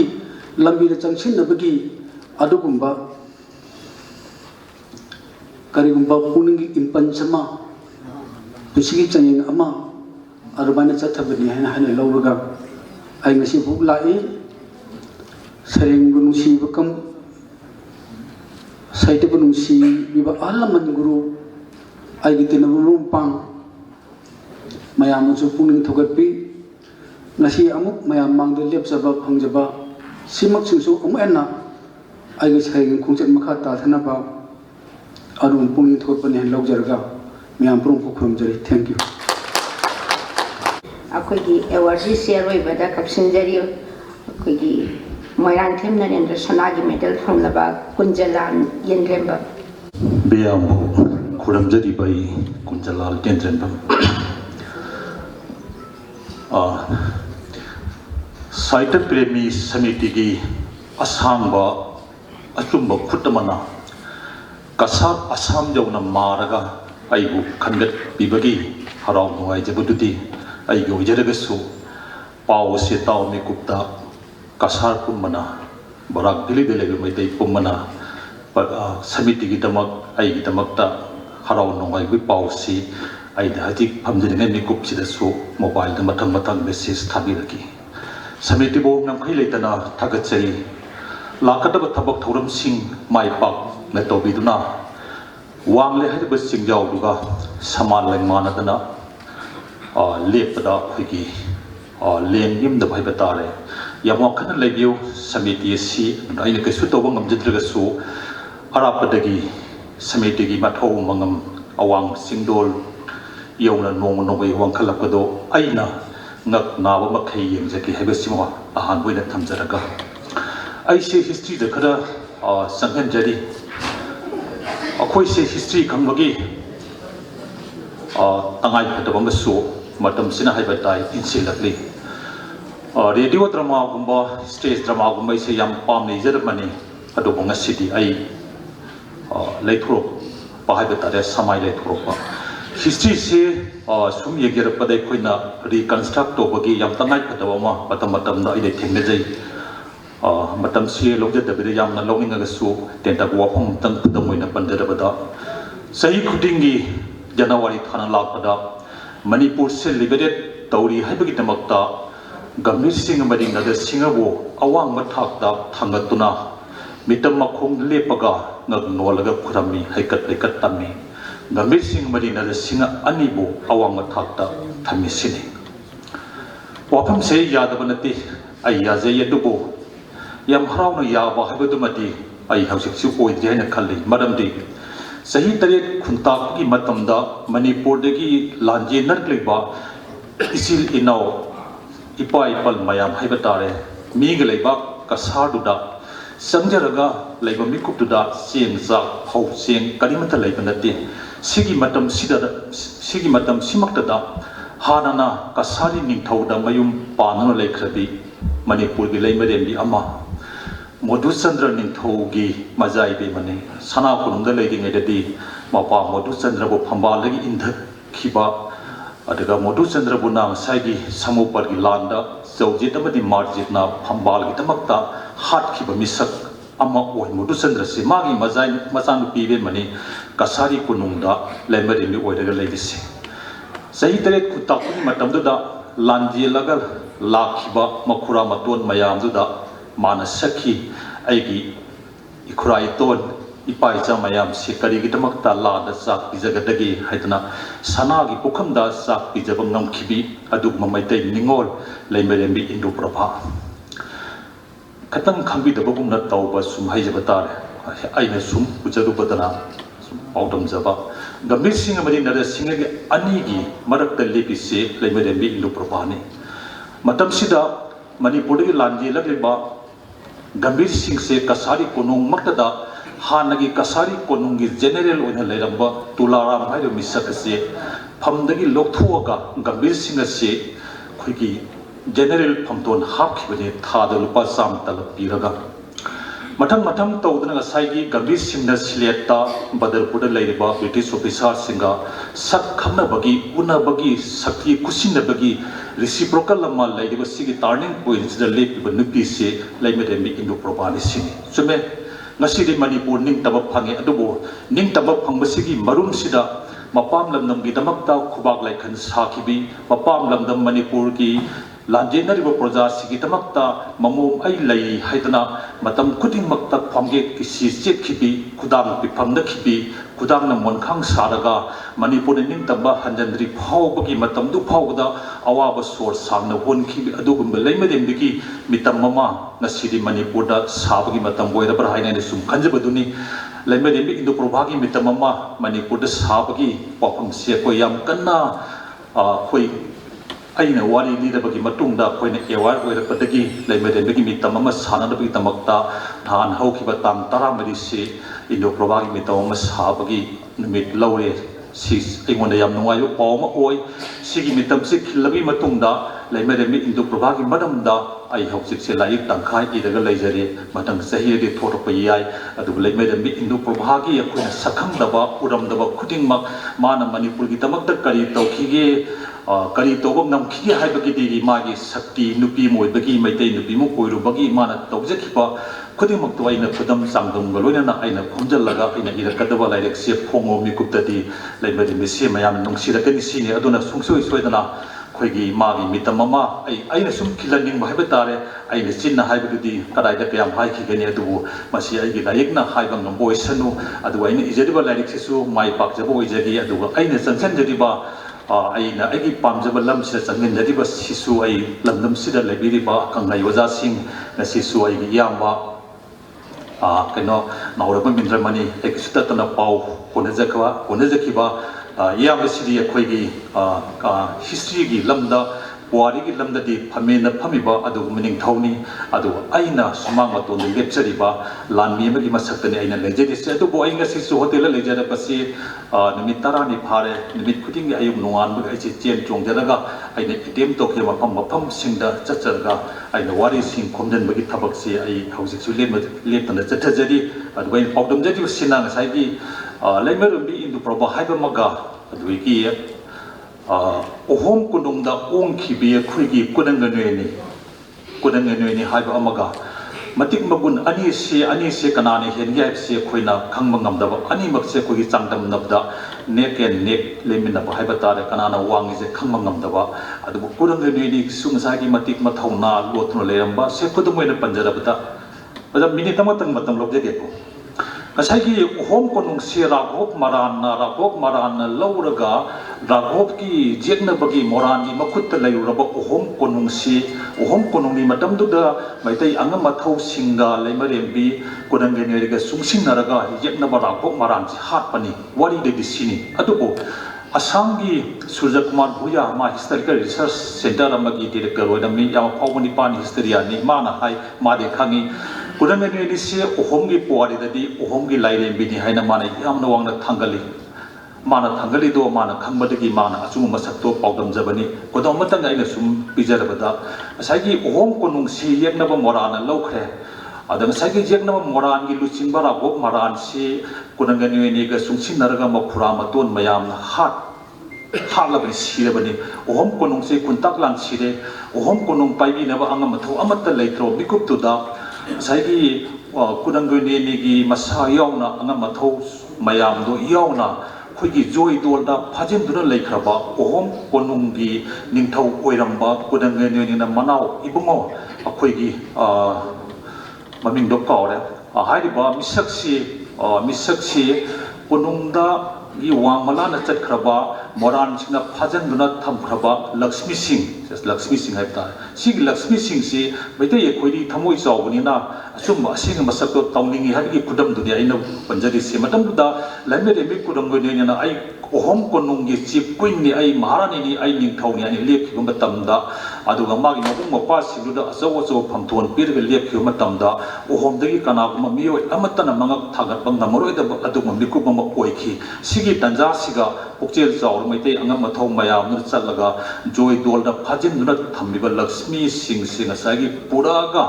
ꯖꯦꯜꯗꯒꯤ ꯄꯨꯊꯣꯛꯑꯒ ꯁꯦ ꯅꯪꯒꯤ ꯑꯍꯣꯝ ꯀꯣꯅꯨꯡꯁꯦ ꯂꯧꯖꯔꯣ ꯍꯥꯏꯗꯨꯅ ꯑꯍꯣꯝꯒꯤ ꯀꯣꯅꯨꯡꯒꯤ ꯁꯅꯥꯒꯤ ꯇꯥꯡꯕꯜꯂꯨꯗ ꯊꯥꯡꯒꯠꯄ ꯉꯝꯈꯤꯕ ꯃꯩꯇꯩꯁꯤꯡꯅꯤ ꯀꯨꯅꯪꯒꯅꯣꯏꯅꯤꯅ ꯍꯥꯏꯖꯔꯤꯕ ꯁꯤꯒꯤ ꯃꯇꯝꯁꯤꯗ ꯀꯨꯅꯪꯒꯅꯣꯏꯅꯤ ꯂꯩꯔꯝꯗ꯭ꯔꯕ ꯅꯠꯇ꯭ꯔꯒ ꯑꯍꯣꯝꯒꯤ ꯀꯣꯅꯨꯡꯁꯤꯗ ꯃꯩꯇꯩ ꯑꯉꯝ ꯑꯊꯧ ꯂꯩꯔꯝꯗꯕ ꯇꯥꯔꯒꯗꯤ ꯑꯁꯥꯝꯒꯤ ꯄꯨꯋꯥꯔꯤꯁꯤ ꯏꯆꯦꯜ ꯊꯩꯔꯝꯕ ꯌꯥꯏ ꯁꯤꯅꯤ ꯑꯗꯨꯕꯨ ꯑꯍꯣꯝꯒꯤ ꯀꯣꯅꯨꯡꯗ ꯑꯍꯣꯝꯒꯤ ꯏꯇꯤꯍꯥꯁ ꯃꯁꯛ ꯐꯖꯍꯜꯂꯤꯕ ꯑꯍꯣꯝꯒꯤ ꯏꯇꯤꯍꯥꯁꯅ ꯃꯥꯏꯑꯣꯟ ꯆꯨꯝꯃꯝꯃꯤꯁꯦ ꯑꯍꯣꯝ ꯅꯠꯇꯦ ꯁꯤ ꯃꯩꯇꯩ ꯑꯉꯝ ꯑꯊꯧ ꯑꯃꯗꯤ ꯃꯍꯥꯔꯥꯅꯤ ꯀꯨꯅꯪꯒꯅꯣꯏꯅꯤꯒꯤ ꯈꯨꯗꯣꯜꯅꯤ ꯁꯤꯅꯤ ꯁꯤꯒꯤ ꯑꯩꯈꯣꯏꯒꯤ ꯀꯨꯅꯪꯒꯅꯣꯏꯒꯤ ꯅꯨꯡꯁꯤꯕ ꯋꯥꯔꯤ ꯃꯌꯥꯝ ꯑꯃ ꯑꯩꯅ ꯍꯥꯏꯅꯤꯡꯉꯒꯁꯨ ꯃꯇꯝꯅ ꯑꯩꯕꯨ ꯄꯟꯖꯗ꯭ꯔꯦ ꯃꯥꯒꯤꯁꯨ ꯅꯨꯡꯁꯤꯕ ꯐꯖꯔꯕ ꯑꯩꯈꯣꯏꯅ ꯇꯥꯗ꯭ꯔꯤꯕ ꯈꯪꯗ꯭ꯔꯤꯕ ꯀꯌꯥꯃꯨꯛ ꯌꯥꯝꯅ ꯂꯩꯔꯝꯕꯒꯦ ꯍꯥꯏꯕꯁꯦ ꯃꯁꯤ ꯑꯩ ꯊꯤꯖꯤꯟꯖꯔꯒ ꯁꯤꯃꯁꯨ ꯑꯩ ꯂꯥꯏꯔꯤꯛ ꯏꯕꯒꯤ ꯊꯥꯛ ꯑꯃꯗ ꯂꯩꯔꯦ ꯑꯃꯈꯛꯇꯪꯒ ꯄꯟꯖꯔꯒ ꯑꯩꯁꯦ ꯂꯣꯏꯁꯤꯟꯖꯔꯒꯦ ꯑꯩꯈꯣꯏꯒꯤ ꯀꯨꯅꯪꯒꯅꯣꯏꯅꯤ ꯂꯨꯍꯣꯡꯕ ꯃꯇꯝꯗ ꯉꯁꯥꯏꯒꯤ ꯃꯅꯤꯄꯨꯔꯗꯒꯤ ꯕꯩꯒꯆꯟꯗ꯭ꯔ ꯃꯍꯥꯔꯥꯖꯁꯤ ꯃꯥ ꯂꯥꯛꯈꯤꯗꯦ ꯃꯥꯅꯕꯨꯗꯤ ꯃꯆꯥꯒꯤ ꯑꯑꯣꯡ ꯑꯋꯨꯟ ꯇꯝꯃꯒ ꯈꯣꯡꯕꯤ ꯂꯥꯏꯃꯤ ꯃꯌꯥꯝ ꯑꯃ ꯊꯥꯔꯛꯑꯦ ꯑꯗꯩ ꯑꯍꯣꯝꯒꯤ ꯑꯉꯝꯕꯁꯤꯡꯅ ꯃꯍꯥꯔꯥꯅꯤ ꯀꯨꯃꯨꯗꯅꯤꯒꯤ ꯈꯣꯡꯕꯨꯁꯤ ꯀꯨꯅꯪꯒꯅꯣꯏꯒꯤ ꯈꯣꯡꯕꯨꯁꯤ ꯑꯩꯈꯣꯏꯒꯤ ꯑꯩꯈꯣꯏꯒꯤ ꯁꯣꯅꯥꯔꯤ ꯇꯨꯔꯦꯟ ꯇꯣꯔꯕꯥꯟꯗ ꯊꯝꯃꯤ ꯅꯨꯃꯤꯠ ꯀꯌꯥꯅꯤ ꯈꯔꯅꯤꯕꯨꯗꯤ ꯂꯩꯔꯦ ꯑꯗꯨꯕꯨ ꯀꯨꯔꯝꯒꯩ ꯅꯣꯏꯅ ꯂꯩꯔꯤꯉꯩ ꯃꯤꯀꯨꯞꯁꯤꯗ ꯑꯍꯣꯝꯒꯤ ꯆꯠꯅꯕꯤꯗ ꯀꯨꯔꯝꯒꯩ ꯅꯣꯏꯅ ꯉꯁꯥꯏꯒꯤ ꯁꯣꯅꯥꯔꯤ ꯇꯨꯔꯦꯟ ꯇꯣꯔꯕꯥꯟꯗ ꯆꯦꯜꯂꯤꯕ ꯏꯆꯦꯜꯗꯣ ꯁꯅꯥꯅ ꯁꯥꯕ ꯄꯨꯟꯅ ꯁꯣꯛꯑꯒ ꯅꯨꯃꯤꯠ ꯈꯨꯗꯤꯡꯒꯤ ꯏꯔꯨ ꯊꯣꯛꯄꯤ ꯍꯥꯏ ꯇꯦꯟꯖꯟꯖꯒꯦ ꯇꯦꯟꯖꯜꯂꯣ ꯑꯗꯨꯒꯤ ꯋꯥꯍꯩ ꯑꯃꯒ ꯑꯗꯒꯤ ꯀꯨꯔꯝꯒꯩ ꯂꯨꯍꯣꯡꯕ ꯃꯇꯝꯗ ꯃꯅꯤꯄꯨꯔꯗꯒꯤ ꯎꯠꯂꯛꯏꯕꯁꯤ ꯁꯒꯣꯜ ꯁꯥꯃꯣꯒꯨꯝꯕ ꯎꯠꯂꯛꯈꯤ ꯅꯥꯏꯁꯨ ꯎꯠꯂꯛꯈꯤ ꯑꯗꯨ ꯃꯔꯛꯁꯤꯗ ꯉꯁꯥꯏꯒꯤ ꯕꯣꯔ ꯕꯣꯔꯣ ꯍꯥꯏꯅ ꯑꯍꯣꯝ ꯀꯣꯅꯨꯡꯒꯤ ꯑꯉꯝꯕ ꯑꯃꯅ ꯌꯦꯡꯉꯝꯊꯪꯅꯤ ꯃꯥꯅ ꯍꯥꯏ ꯏꯆꯥ ꯀꯨꯔꯝꯒꯩꯒꯤ ꯂꯨꯍꯣꯡꯕꯗ ꯁꯅꯥꯒꯤ ꯑꯎꯟꯄꯣꯠ ꯌꯥꯎꯗ꯭ꯔꯤ ꯍꯥꯏꯅ ꯃꯥꯅ ꯁꯅꯥꯒꯤ ꯑꯎꯟꯄꯣꯠꯁꯦ ꯍꯥꯞꯈꯤꯕ ꯑꯗꯒꯤ ꯀꯨꯔꯝꯒꯩ ꯅꯣꯏꯅꯕꯨ ꯀꯩꯅꯥꯗꯥꯟ ꯄꯤꯔꯤꯕ ꯃꯤꯁꯛꯁꯦ ꯑꯍꯣꯝ ꯀꯣꯅꯨꯡꯗ ꯂꯩꯔꯤꯕ ꯕꯣꯔ ꯕꯣꯔꯣꯋꯥ ꯍꯥꯏꯔꯤꯕ ꯑꯁꯥꯃꯤꯁ ꯑꯁꯤꯅ ꯑꯣꯏꯈꯤ ꯃꯥꯅꯅꯤ ꯏꯆꯥ ꯀꯨꯔꯝꯒꯩꯒꯤ ꯑꯎꯟꯄꯣꯠꯁꯤꯗ ꯁꯅꯥꯒꯤ ꯄꯣꯠꯂꯝꯁꯤꯡ ꯌꯥꯎꯗ꯭ꯔꯤ ꯍꯥꯏꯗꯅ ꯃꯥꯅ ꯃꯌꯨꯝꯗꯒꯤ ꯁꯅꯥꯒꯤ ꯄꯣꯠꯂꯝꯁꯤꯡ ꯁꯅꯥ ꯊꯥꯡꯗꯣꯛꯑꯒ ꯀꯨꯔꯝꯒꯩꯒꯤ ꯑꯎꯟꯄꯣꯠ ꯑꯣꯏꯅ ꯑꯍꯣꯝ ꯀꯣꯅꯨꯡꯗ ꯌꯥꯎꯅ ꯊꯤꯟꯈꯤꯕ ꯌꯥꯝ ꯅꯨꯡꯁꯤ ꯋꯥꯔꯤ ꯃꯌꯥꯝ ꯂꯩꯔꯤ ꯃꯁꯤ ꯑꯩ ꯈꯣꯝꯖꯤꯟꯖꯔꯤ ꯑꯗꯨꯕꯨ ꯂꯥꯏꯔꯤꯛ ꯑꯣꯏꯅ ꯏꯕ ꯉꯝꯖꯕꯒꯤ ꯊꯧꯅꯥꯗꯣ ꯑꯩ ꯃꯌꯥꯝꯗꯒꯤ ꯅꯤꯖꯒꯦ ꯁꯤ ꯋꯥꯐꯝꯁꯤ ꯑꯩ ꯍꯥꯏꯖꯕꯒ ꯂꯣꯏꯅꯅ ꯃꯈꯥ ꯇꯥꯅꯤꯡꯉꯒꯁꯨ ꯃꯇꯝꯒꯤ ꯋꯥꯐꯝ ꯂꯩꯕꯅꯤꯅ ꯃꯇꯥꯡꯁꯤ ꯑꯣꯏꯅ ꯇꯦꯟꯁꯤꯟꯖꯔꯤ ꯊꯥꯒꯠꯆꯔꯤ ꯃꯇꯝꯒꯤ ꯃꯑꯣꯡꯁꯤ ꯌꯦꯡꯉꯒ ꯑꯣꯖꯥꯒꯤꯁꯤ ꯇꯥꯅꯤꯡꯉꯒꯁꯨ ꯑꯩꯈꯣꯏꯅ ꯍꯥꯏꯖꯕꯅꯤ ꯑꯔꯣꯏꯕꯁꯤꯗꯤ ꯉꯁꯥꯏ ꯃꯇꯝꯁꯤ ꯈꯔ ꯁꯨꯝ ꯂꯩꯔꯤꯕꯅ ꯁꯅꯥꯁꯝ ꯑꯣꯡꯕꯤ ꯃꯣꯏꯔꯥꯡꯊꯦꯝ ꯃꯩꯄꯥꯛꯄꯤ ꯁꯥꯍꯤꯇ꯭ꯌ ꯃꯅꯥ ꯐꯪꯕꯤꯔꯕ ꯃꯣꯏꯔꯥꯡꯊꯦꯝ ꯄ꯭ꯔꯤꯌꯣꯕꯔꯇ ꯂꯦꯡꯁꯤꯟꯕꯤꯔꯛꯁꯤ ꯁꯚꯥꯒꯤ ꯂꯩꯇꯦꯡ ꯑꯣꯏꯕꯤꯔꯤꯕ ꯄꯨꯝꯅꯃꯛꯀꯤ ꯃꯐꯝꯗ ꯀꯣꯛꯅꯖꯔꯤ ꯂꯨꯔꯕ ꯁꯚ꯭ꯌꯇꯥꯒꯤ ꯌꯥꯝꯅ ꯀ꯭ꯔꯣꯁ ꯔꯣꯗ ꯑꯃꯗ ꯌꯥꯝ ꯆꯦꯛꯁꯤꯟꯅ ꯀꯣꯂꯣꯝ ꯄꯥꯏꯔꯤꯕ ꯃꯌꯥꯝꯕꯨ ꯈꯨꯔꯨꯝꯖꯔꯤ ꯑꯗꯨꯒ ꯃꯁꯤꯕꯨ ꯄꯨꯛꯅꯤꯡ ꯊꯧꯒꯠꯄꯤꯔꯤꯕ ꯄꯨꯝꯅꯃꯛꯀꯤ ꯃꯐꯝꯗ ꯈꯨꯔꯨꯝꯖꯔꯤ ꯃꯔꯝꯗꯤ ꯍꯥꯏꯅꯕ ꯂꯩ ꯑꯩ ꯄꯣꯏꯟ ꯑꯅꯤ ꯈꯛꯇꯪ ꯇꯆ ꯇꯧꯖꯒꯦ ꯑꯗꯨꯒ ꯇꯦꯟꯁꯤꯟꯖꯒꯦ ꯑꯍꯥꯟꯕꯗ ꯁꯥꯍꯤꯇ꯭ꯌ ꯃꯥꯅ ꯂꯧꯐꯝ ꯊꯣꯛꯄ ꯊꯧꯗꯥꯡ ꯑꯃ ꯁꯝꯅ ꯍꯥꯏꯔꯕꯗ ꯊꯣꯡ ꯑꯃ ꯇꯦꯕ ꯌꯨꯝ ꯑꯃ ꯅꯤꯡꯈꯥꯏꯔꯕ ꯀꯔꯤꯒꯨꯝꯕ ꯀꯟꯁꯇ꯭ꯔꯛꯁꯟ ꯑꯃ ꯀꯣꯂꯥꯞꯁ ꯇꯧꯔꯒꯗꯤ ꯏꯟꯖꯤꯅꯤꯌꯥꯔꯗ ꯇꯥꯏꯅꯒꯗꯕꯅꯤ ꯑꯅꯥ ꯂꯥꯏꯌꯦꯡ ꯂꯥꯏꯆꯠ ꯀꯟꯕ ꯉꯝꯃꯛꯇ꯭ꯔꯒꯗꯤ ꯃꯦꯗꯤꯀꯦꯜ ꯁꯥꯏꯟꯁꯇ ꯗꯣꯛꯇꯔꯗ ꯇꯥꯏꯅꯒꯗꯕꯅꯤ ꯁꯃꯥꯖ ꯑꯃ ꯉꯥꯎꯆꯠꯅꯔꯛꯑꯒꯗꯤ ꯊꯛꯁꯤ ꯈꯥꯁꯤ ꯈꯪꯉꯛꯇ꯭ꯔꯒꯗꯤ ꯂꯥꯟ ꯇꯧꯔꯛꯑꯒꯗꯤ ꯀꯅꯥꯗ ꯇꯥꯏꯅꯒꯅꯤ ꯁꯥꯍꯤꯇ꯭ꯌꯗ ꯇꯥꯏꯅꯒꯅꯤ ꯔꯥꯖꯅꯤꯇꯤ ꯋꯥꯂꯥꯗ ꯃꯗꯨ ꯁꯣꯜꯕ ꯇꯧꯕ ꯉꯝꯃꯣꯏ ꯃꯈꯣꯏꯗꯤ ꯅꯨꯡꯁꯤꯅꯗꯕꯗ ꯍꯥꯔꯕ ꯀꯥꯡꯕꯨꯅꯤ ꯙꯔꯃ ꯅꯤꯇꯤ ꯁꯣꯛꯅꯕ ꯄꯟꯅꯕ ꯌꯥꯗꯕ ꯏꯁꯂꯥꯃꯤꯖꯝ ꯅꯠꯇ꯭ꯔꯒ ꯍꯤꯟꯗꯨꯏꯖꯝ ꯅꯠꯇ꯭ꯔꯒ ꯈ꯭ꯔꯤꯁꯇ꯭ꯌꯥꯅꯤꯇꯤ ꯄ꯭ꯔꯤꯊꯤꯕꯤꯗ ꯇꯧꯔꯤꯕ ꯂꯥꯟ ꯄꯨꯝꯅꯃꯛ ꯙꯔꯃ ꯅꯤꯇꯤꯗꯅꯤ ꯅꯨꯡꯁꯤꯅꯗꯕ ꯄꯨꯝꯅꯃꯛꯀꯤ ꯍꯧꯔꯛꯐꯝꯁꯤ ꯙꯔꯃ ꯅꯤꯇꯤꯅꯤ ꯊꯥꯖꯕꯤꯔꯨꯅꯨ ꯁꯥꯍꯤꯇ꯭ꯌ ꯈꯛꯇꯅ ꯍ꯭ꯌꯨꯃꯦꯅꯥꯏꯖ ꯇꯧꯒꯗꯕꯅꯤ ꯃꯁꯤ ꯈꯟꯅ ꯗꯥꯛꯇꯔ ꯀꯃꯜꯅ ꯃꯦꯗꯤꯀꯦꯜ ꯁꯥꯏꯟꯁꯇꯒꯤ ꯊꯣꯔꯛꯈꯤ ꯑꯣꯖꯥ ꯆꯥꯎꯕ ꯀꯕꯤ ꯆꯥꯎꯕꯅ ꯑꯣꯖꯥ ꯑꯣꯏꯕꯒꯤ ꯁꯤꯟꯐꯝꯗꯒꯤ ꯆꯠꯈꯤ ꯑꯉꯥꯡꯅ ꯑꯁꯤꯅ ꯁꯕꯖꯦꯛ ꯈꯨꯗꯤꯡꯃꯛꯇꯒꯤ ꯀꯃꯟ ꯏꯟꯇꯔꯦꯁ ꯑꯣꯏꯕ ꯁꯥꯍꯤꯇ꯭ꯌꯅꯤ ꯃꯗꯨꯗꯒꯤ ꯇꯣꯉꯥꯟ ꯇꯣꯉꯥꯟꯕ ꯃꯥꯒꯤ ꯐꯤꯖꯤꯛꯁꯇꯒꯤ ꯑꯣꯏꯕ ꯑꯩ ꯀꯦꯃꯤꯁꯇ꯭ꯔꯤ ꯉꯔꯥꯡ ꯅꯍꯥꯟꯗ ꯐꯤꯖꯤꯛꯁꯀꯤ ꯑꯣꯖꯥ ꯑꯃ ꯗꯤ ꯑꯦꯝ ꯀꯣꯂꯦꯖꯀꯤ ꯑꯣꯖꯥ ꯂꯟꯊꯣꯅꯤ ꯁꯩꯔꯦꯡ ꯂꯥꯏꯔꯤꯛ ꯊꯣꯛꯂꯛꯏ ꯁꯨꯃꯥꯏꯅ ꯑꯣꯖꯥ ꯖꯣꯙꯆꯟꯗ꯭ꯔ ꯁꯅꯥꯁꯝ ꯃꯥꯒꯤ ꯏꯃꯥꯒꯤ ꯃꯤꯡ ꯑꯣꯏꯔꯝꯒꯅꯦꯅ ꯈꯜꯂꯤ ꯀꯠꯄꯤꯔꯛꯏꯕ ꯃꯥ ꯃꯦꯗꯤꯀꯦꯜ ꯁꯥꯏꯟꯁꯅꯤ ꯗꯣꯛꯇꯔꯅꯤ ꯁꯥꯍꯤꯇ꯭ꯌꯗ ꯁꯥꯍꯤꯇ꯭ꯌ ꯑꯦꯀꯥꯗꯦꯃꯤ ꯑꯦꯋꯥꯔꯗ ꯐꯪꯉꯤꯕꯅꯤ ꯑꯉꯥꯡꯍꯜꯅ ꯏꯔꯝꯂꯤꯕ ꯃꯍꯥꯀꯥꯕ꯭ꯌ ꯈꯝꯕꯊꯣꯏꯕꯤ ꯁꯩꯔꯦꯡꯁꯤ ꯏꯪꯂꯤꯁꯇ ꯇ꯭ꯔꯥꯟꯁꯂꯦꯠ ꯇꯧꯔꯝꯃꯒ ꯄ꯭ꯔꯤꯊꯤꯕꯤ ꯄꯨꯝꯅꯃꯛꯇ ꯌꯧꯍꯜꯂꯤꯕꯁꯤ ꯖꯣꯙꯆꯟꯗ꯭ꯔ ꯁꯅꯥꯁꯝꯅꯤ ꯃꯥ ꯗꯣꯛꯇꯔꯅꯤ ꯑꯗꯨꯅ ꯁꯕꯖꯦꯛ ꯈꯨꯗꯤꯡꯃꯛꯇꯒꯤ ꯇꯣꯉꯥꯟ ꯇꯣꯉꯥꯟꯕ ꯁ꯭ꯇ꯭ꯔꯤꯝꯗꯒꯤ ꯑꯦꯇꯣꯝ ꯕꯣꯝ ꯁꯥꯕ ꯃꯤ ꯑꯣꯏꯔꯣ ꯀꯔꯤ ꯑꯣꯏꯔꯣ ꯄꯨꯝꯅꯃꯛꯀꯤ ꯀꯃꯟ ꯏꯟꯇꯔꯦꯁꯁꯤ ꯂꯤꯇꯔꯦꯆꯔꯅꯤ ꯁꯥꯍꯤꯇ꯭ꯌꯅꯤ ꯑꯩꯈꯣꯏꯅ ꯑꯍꯥꯟꯕ ꯅꯣꯕꯦꯜ ꯐꯣꯡꯈ꯭ꯔꯤꯕ ꯀꯕꯤ ꯀꯩꯅꯣꯁꯤ ꯀꯃꯜꯁꯤꯁꯨ 1930ꯗ ꯃꯅꯤꯄꯨꯔꯗ ꯑꯍꯥꯟꯕ ꯃꯥꯙꯕꯤ ꯐꯣꯡꯈ꯭ꯔꯤꯕ ꯑꯍꯥꯟꯕ ꯎꯄꯟꯌꯥꯁ ꯐꯣꯡꯈ꯭ꯔꯤꯁꯤꯁꯨ ꯃꯁꯥꯃꯛ ꯗꯣꯛꯇꯔꯅꯤ ꯍꯥꯏꯔꯤꯕ ꯄꯨꯝꯅꯃꯛꯁꯤꯅ ꯆꯦꯟꯁꯤꯜꯂꯛꯑꯒ ꯃꯤꯑꯣꯏꯕ ꯀꯟꯅꯕꯒꯤꯗꯃꯛꯇ ꯊꯣꯛꯈꯤꯕ ꯂꯤꯇꯔꯦꯆꯔꯅꯤ ꯑꯗꯨꯗ ꯑꯩꯈꯣꯏ ꯀꯣꯂꯣꯝ ꯄꯥꯏꯖꯕꯅꯤ ꯃꯗꯨꯅꯤ ꯍꯧꯖꯤꯛ ꯃꯤꯑꯣꯏꯕꯒꯤ ꯊꯣꯛꯏꯕ ꯑꯣꯔꯥꯖꯣꯛ ꯃꯅꯤꯄꯨꯔꯗ ꯊꯣꯛꯏꯕ ꯃꯄꯨꯡ ꯑꯣꯏꯅ ꯚꯥꯔꯠꯇ ꯍꯥꯏꯔꯒꯗꯤ ꯈ꯭ꯋꯥꯏ ꯁꯣꯏꯁꯤ ꯃꯅꯤꯄꯨꯔꯅꯤ ꯁꯤꯗꯩꯗ ꯀꯣꯂꯣꯝ ꯄꯥꯏꯔꯤꯕꯁꯤꯡꯒꯤ ꯗꯥꯏꯇ ꯀꯣꯂꯣꯝ ꯄꯥꯏꯔꯤꯕꯁꯤꯡꯅ ꯈꯪꯉꯤ ꯑꯩꯈꯣꯏ ꯀꯩꯗꯧꯒꯗꯒꯦ ꯍꯥꯏꯕ ꯈꯪꯉꯤ ꯃꯁꯤꯕꯨ ꯄꯨꯛꯅꯤꯡ ꯊꯧꯒꯠꯄ ꯂꯥꯛꯄꯤꯔꯤꯕ ꯄꯨꯝꯅꯃꯛꯀꯤ ꯃꯐꯝꯗ ꯀꯣꯛ ꯅꯣꯟꯖꯕꯅꯤ ꯑꯇꯣꯞꯄ ꯑꯃꯅ ꯉꯁꯤ ꯅꯍꯥꯔꯣꯜ ꯁꯥꯍꯤꯇ꯭ꯌ ꯄ꯭ꯔꯦꯃꯤ ꯁꯃꯤꯇꯤꯗ ꯑꯩꯅ ꯀꯣꯛ ꯅꯣꯟꯖꯩ ꯃꯈꯣꯏꯒꯤꯗꯃꯛꯇ ꯆꯥꯎꯊꯣꯛꯆꯕ ꯐꯥꯎꯖꯩ ꯑꯩ ꯏꯁꯥꯃꯛꯁꯨ ꯂꯥꯏ ꯃꯦꯝꯕꯔꯅꯤ ꯃꯔꯝꯗꯤ ꯃꯅꯥ ꯄꯤꯕ ꯍꯥꯏꯕ ꯀꯟꯐꯤꯗꯦꯟꯁꯤꯌꯦꯂꯤꯇꯤ ꯑꯁꯦ confidential ohelwa ngami aigi ming mana si lauthokung tam khabar khakta da khangi hauji phawbuda jury members duda thank you na haining bagi kanano haiba thiba phangde khanghande confidentiality ase confidential ohenba ngami haugi bada tha ani hongi mangda aigi ahan ba novel ngangrana ba namidang si naro chakarigi manipur saita parisatna manapi bil jen dance mani kanada gani memorial hall da aduso hoje pokda jury member kana no khangba ngamde aina thank you to jo haining bado haibo phangde haidokte manipuri saita parisat po aina hanana kai kumna bo uchai confidentiality je aron boy na thambi gada bani masida habija maramdi manipur da hanna yegi matamda sumcha da ba aduga yamna taru ta sengna simadi taru ta sengna leidi haiba pot che le chelakta matamda saita dangdi lehenningi masi matam punamakta masigi kano che sentiti se ngapi gani haiba thajab si thamjar ga mayam punam pam kana puramja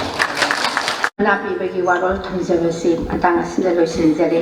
ngasigi thoramasida manapi ba amadi mana phanglabasini warol se tabirba matungda koi ngasigi sigge soina lengsingbiliba ikai khunjariba Chairman Manipur Handloom and Handicrafts Development Corporation Limited ki thawkubiriba Honorable MLA Shri Khongbatnabam Ibomchana Sigges ke oiba warol thambina hangajari engsinbiraksi Aron Sahitya Premi Samiti Imphal na simbi da bangthoiba award entokpogi thoramsida president oina lengsin bariba si koi Naroibam Indramani President Naron Sahitya Premi Samiti Imphal Tidoi Dongna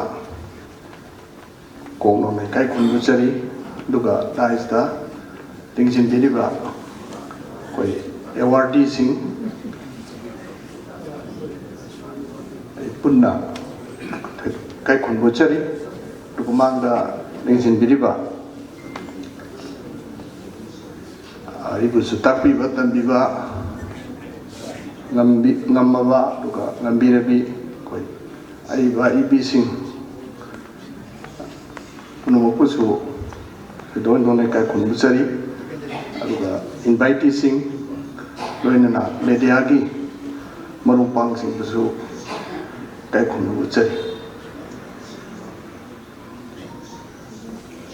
koi gi Lyric si loina ma hairaga su lyric haiba khuding ma koi iba gi thabak si tawte iba si yamna khanai hai tare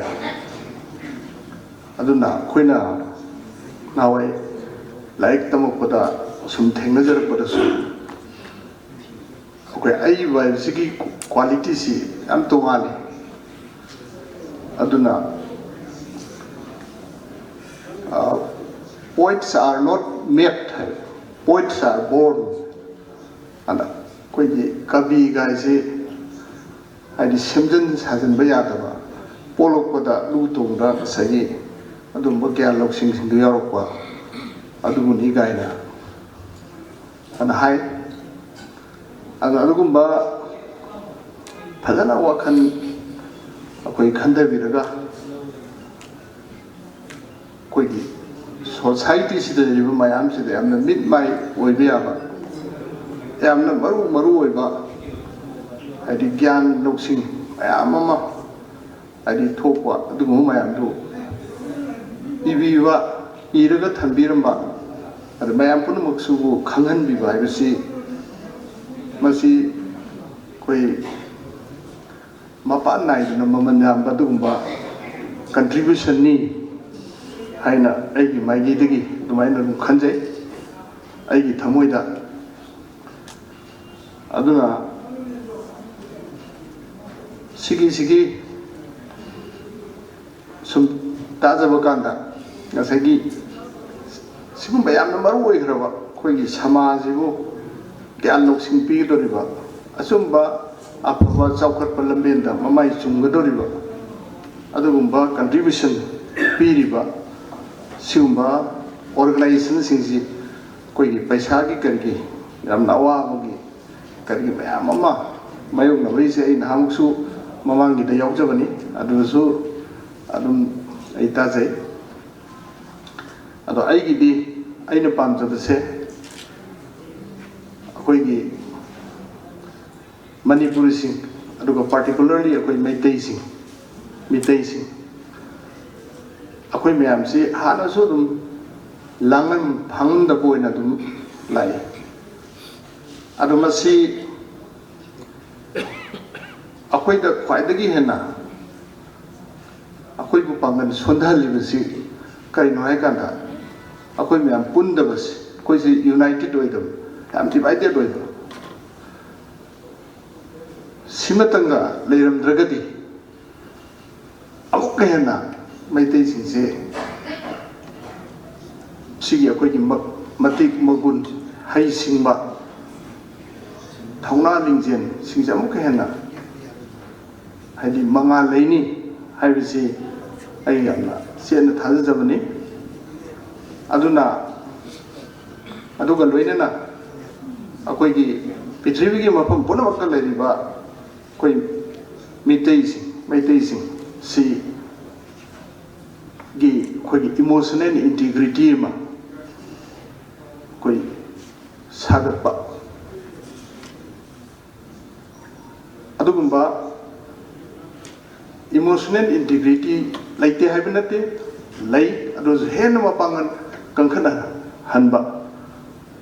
ꯑꯗꯨꯗ ꯂꯩꯕ ꯑꯍꯣꯕ ꯑꯔꯥꯛꯄꯁꯤ ꯃꯦꯟꯁꯤꯜꯂꯒ ꯍꯦꯟꯅ emotional ꯏꯟꯇꯤꯒ꯭रिꯇꯤꯁꯤ ꯃꯄꯥꯡꯒꯜ ꯀꯟꯈꯠꯍꯟꯕ ꯃꯁꯤ ꯇꯉꯥꯏ ꯐꯗꯦ ꯃꯁꯤꯒꯤ ꯄ꯭ꯔꯤꯊꯤꯕꯤꯒꯤ ꯃꯥꯂꯦꯝꯒꯤ ꯑꯣꯏꯔꯤꯕ ꯐꯤꯕꯝꯁꯤꯗ ꯃꯗꯨꯃ ꯇꯧꯗꯕ ꯁꯨꯡꯌꯥ ꯌꯥꯗꯕꯅꯤ ꯍꯥꯏꯕꯁꯤꯃꯁꯨ ꯑꯩ ꯈꯟꯖꯕ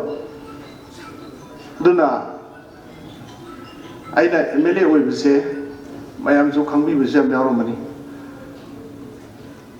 ꯑꯩ 7ꯂꯛ ꯀꯥꯗ꯭ꯔ ꯃꯇꯨꯡꯗ 9ꯂꯛ ꯁꯨꯕꯗꯅꯤ ꯍꯟꯗꯛ ꯀꯥꯔꯤꯁꯦ ꯑꯗꯨꯗ ꯑꯩꯅ ꯇꯧꯅꯤꯡꯉꯤꯁꯦ ꯁꯤꯒꯤ ꯏꯃꯣꯁꯅꯦꯜ ꯏꯟꯇꯤꯒ꯭रिꯇꯤ ꯑꯃ ꯅꯣꯠ ꯑꯣꯟꯂꯤ ꯑꯩꯈꯣꯏ ꯃꯅꯤꯄꯨꯔꯗ ꯂꯩꯔꯤꯁꯤꯗ ꯅꯠꯇꯕ ꯑꯩ ꯍꯥꯏꯖꯒꯦꯗ ꯋꯥꯔꯜꯒꯤ ꯃꯐꯝ ꯈꯨꯗꯤꯡꯃꯛꯇ ꯂꯩꯔꯤꯕ ꯃꯌꯥꯝꯁꯦ ꯁꯤꯗ ꯑꯩꯒꯤ ꯑꯉꯝꯕ ꯀꯟꯇ꯭ꯔꯤꯕ꯭ꯌꯨꯁꯟ ꯄꯤꯒꯦ ꯍꯥꯏꯕꯁꯦ ꯑꯩꯒꯤ ꯋꯥꯈꯜꯅꯤ ꯑꯗꯨꯅ ꯍꯟꯗꯛꯁꯨ ꯑꯩꯈꯣꯏ ꯁꯤꯕꯁꯥꯒꯔꯗ ꯃꯅꯤꯄꯨꯔꯤ ꯁꯣꯔꯠ ꯁ꯭ꯇꯣꯔꯤ ꯏꯟꯗꯤꯌꯥ ꯍꯥꯏꯔꯤꯕ ꯑꯣꯔꯒꯅꯥꯏꯖꯦꯁꯟꯒꯤ ꯐꯦꯁꯇꯤꯚꯦꯜ ꯑꯃ ꯇꯧꯏ ꯑꯩꯈꯣꯏ ꯁꯤꯡꯍꯗ꯭ꯋꯥꯔ ꯍꯥꯏꯕ ꯑꯩꯈꯣꯏ ꯃꯩꯇꯩꯒꯤ ꯈꯨꯡꯒꯪꯁꯤꯗ ꯑꯩ ꯌꯥꯎꯖꯔꯨꯏ ꯍꯟꯗꯛꯇꯅꯤ ꯑꯗꯨ ꯆꯠꯄꯗꯨꯗ ꯑꯩ ꯉꯁꯥꯏ ꯑꯣꯖꯥꯅ ꯍꯥꯏꯔꯛꯄꯗꯨꯗ ꯉꯁꯥꯏꯒꯤ ꯑꯩꯈꯣꯏꯒꯤ ꯒꯝꯚꯤꯔ ꯁꯤꯡ ꯃꯍꯥꯔꯥꯖꯒꯤ ꯑꯗꯨꯒꯤ ꯑꯗꯥꯒꯤ ꯄꯟꯕꯤꯔꯝꯕꯗꯣ ꯑꯗꯨꯗ ꯑꯩꯈꯣꯏꯒꯤ ꯀꯨꯔꯪꯒ ꯅꯩꯅꯤ ꯍꯥꯏꯕ ꯃꯍꯥꯔꯥꯅꯤꯁꯤ ꯃꯥꯏ ꯅꯨꯄꯥꯅ ꯔꯥꯖꯦꯁꯣꯔ ꯑꯍꯣꯝꯒꯤ ꯅꯤꯡꯊꯧꯅꯤ ꯑꯗꯨ ꯃꯥꯒꯤ ꯃꯐꯝꯁꯦ ꯑꯩ ꯀꯣꯏꯆꯠ ꯆꯠꯂꯒ ꯊꯤꯔꯛꯑꯦ ꯑꯗꯨꯗ ꯃꯥꯒꯤ ꯅꯤꯡꯁꯤꯡ ꯄꯨꯈ꯭ꯔꯤ ꯑꯃ ꯇꯧꯔꯒ ꯊꯝꯃꯝꯃꯦꯕ ꯑꯍꯣꯝꯒꯤ ꯅꯤꯡꯊꯧꯁꯤꯡꯅ ꯃꯗꯨꯗ ꯀꯣꯂꯦꯖ ꯑꯃꯁꯨ ꯂꯩꯌꯦꯕ ꯀꯣꯂꯦꯖꯗꯨꯒꯤ ꯀꯦꯝꯄꯁ ꯃꯅꯨꯡꯗꯅꯤ ꯑꯩ ꯆꯠꯆꯔꯝꯃꯦ ꯑꯗꯨ ꯄ꯭ꯔꯤꯟꯁꯤꯄꯥꯜ ꯎꯅꯗꯅ ꯋꯥꯔꯤ ꯋꯥꯇꯥꯏ ꯁꯥꯟꯅꯔꯛꯑꯦ ꯑꯗꯨ ꯃꯣꯏꯅꯁꯨ ꯄ꯭ꯔꯣꯖꯦꯛ ꯑꯃ ꯁꯦꯝꯃꯒ ꯑꯗꯣ ꯍꯧꯖꯤꯛ ꯏꯚꯟ ꯁ꯭ꯇꯦꯆꯨ ꯑꯃꯐꯥꯎ ꯂꯩꯇꯦꯕ ꯑꯗꯨꯗ ꯑꯥꯗ ꯄꯨꯈ꯭ꯔꯤꯗꯨ ꯃꯌꯥꯗ ꯄꯤꯁꯛ ꯄꯤꯛꯄ ꯁꯥꯏꯟ ꯕꯣꯔꯗ ꯍꯥꯏꯒꯗ꯭ꯔꯥ ꯑꯗꯨꯃꯈꯛ ꯊꯦꯠꯂꯤ ꯑꯗꯨꯅ ꯑꯩꯅꯁꯨ ꯃꯗꯨꯒꯤꯗꯨ ꯈꯔ ꯁꯦꯝꯒꯠꯄ ꯗꯔꯀꯥꯔ ꯂꯩꯌꯦꯅ ꯊꯤꯔꯨꯕ ꯀꯥꯟꯗ ꯑꯩꯈꯣꯏꯒꯤ ꯄ꯭ꯔꯤꯟꯁꯤꯄꯥꯜꯗꯨ ꯎꯅꯔꯦ ꯃꯣꯏꯅ ꯄ꯭ꯔꯣꯖꯦꯛ ꯑꯃ ꯊꯥꯒꯠꯂꯝꯃꯤ ꯑꯗꯨꯅ ꯃꯗꯨꯒꯤ ꯄ꯭ꯔꯣꯖꯦꯛꯇꯣ ꯑꯩꯉꯣꯟꯗ ꯊꯥꯔꯛꯑꯣ ꯑꯩꯅ ꯊꯥꯔꯛꯑꯦ ꯑꯗꯨꯒ ꯑꯩꯈꯣꯏ ꯃꯅꯤꯄꯨꯔ ꯒꯣꯔꯃꯦꯟꯒ ꯇꯧꯔꯒ ꯃꯥꯅ ꯁꯦꯝꯗꯣꯛ ꯁꯥꯗꯣꯛꯄ ꯇꯧꯕ ꯌꯥꯕ ꯇꯧꯔꯒ ꯑꯩꯈꯣꯏꯅ ꯍꯥꯞꯆꯤꯟꯅꯤꯡꯕ ꯀꯩꯅꯣ ꯇꯧꯔꯒ ꯑꯁꯥꯝ ꯒꯣꯔꯃꯦꯟꯗ ꯑꯩꯈꯣꯏ ꯊꯥꯒꯠꯂꯒ ꯃꯥꯒꯤ ꯈꯨꯕꯝꯗꯣ ꯃꯗꯨꯒꯤ ꯁꯦꯝꯒꯠꯅꯕꯒꯤ ꯁꯣꯏꯗꯅ ꯇꯧꯅꯤ ꯍꯥꯏꯕꯒꯤ ꯊꯕꯛ ꯑꯃ ꯂꯧꯈꯠꯆꯔꯤ ꯑꯗꯨꯒ ꯂꯣꯏꯅꯅ ꯍꯧꯖꯤꯛꯀꯤ ꯑꯣꯖꯥꯅ ꯍꯥꯏꯕꯤꯔꯝꯕ ꯏꯟꯗꯨ ꯄ꯭ꯔꯚꯥ ꯍꯥꯏꯅ ꯑꯃ ꯄꯟꯕꯤꯔꯤꯃꯤꯁꯤ ꯁꯤꯒꯤꯗꯁꯨ ꯀꯔꯤ ꯇꯧꯕ ꯌꯥꯕꯅꯣ ꯍꯥꯏꯕꯗꯨ ꯌꯦꯡꯁꯤ ꯑꯗꯨꯅ ꯑꯩ ꯍꯦꯛ ꯀꯥꯔꯛꯄ ꯃꯇꯨꯡꯗ ꯀꯁꯥꯔ ꯗꯤꯁꯇ꯭ꯔꯤꯛꯇꯁꯨ ꯑꯩ kaya sat khare adagi koi gi awa pani ne leiba mafam du zai mamang gi sai de chalu bani aduda Gambising Maharaj gi statue sidi khillaga railing magi samban khaba du kharam da adugi du so imonda khar pangbiyo daina paisa khara lupa lakh mu thabi khibni adu moi semjen sajanu loire handaki January gi mapan da Gambisi lai hidabagi panam si mafam handa ama keno da koi gi Bahas Kanti Chandrapur dasu magi statue ma dakta khingre mafam animaksi program lei adu mafam animak to amana ayukta adu amana nungthinda tawgani adu dasu ai sasagani mafam duda aduna sumaina akoi khuding makse akoi nationalism aduga akoi patriotism akoina akoi gi hawrakhibagi akoi gi khongul liba thigatpa leirmi myam du ningsangba aduga akoi gi iriba akoi jati si gi phananaba khanba haibase masi amnamak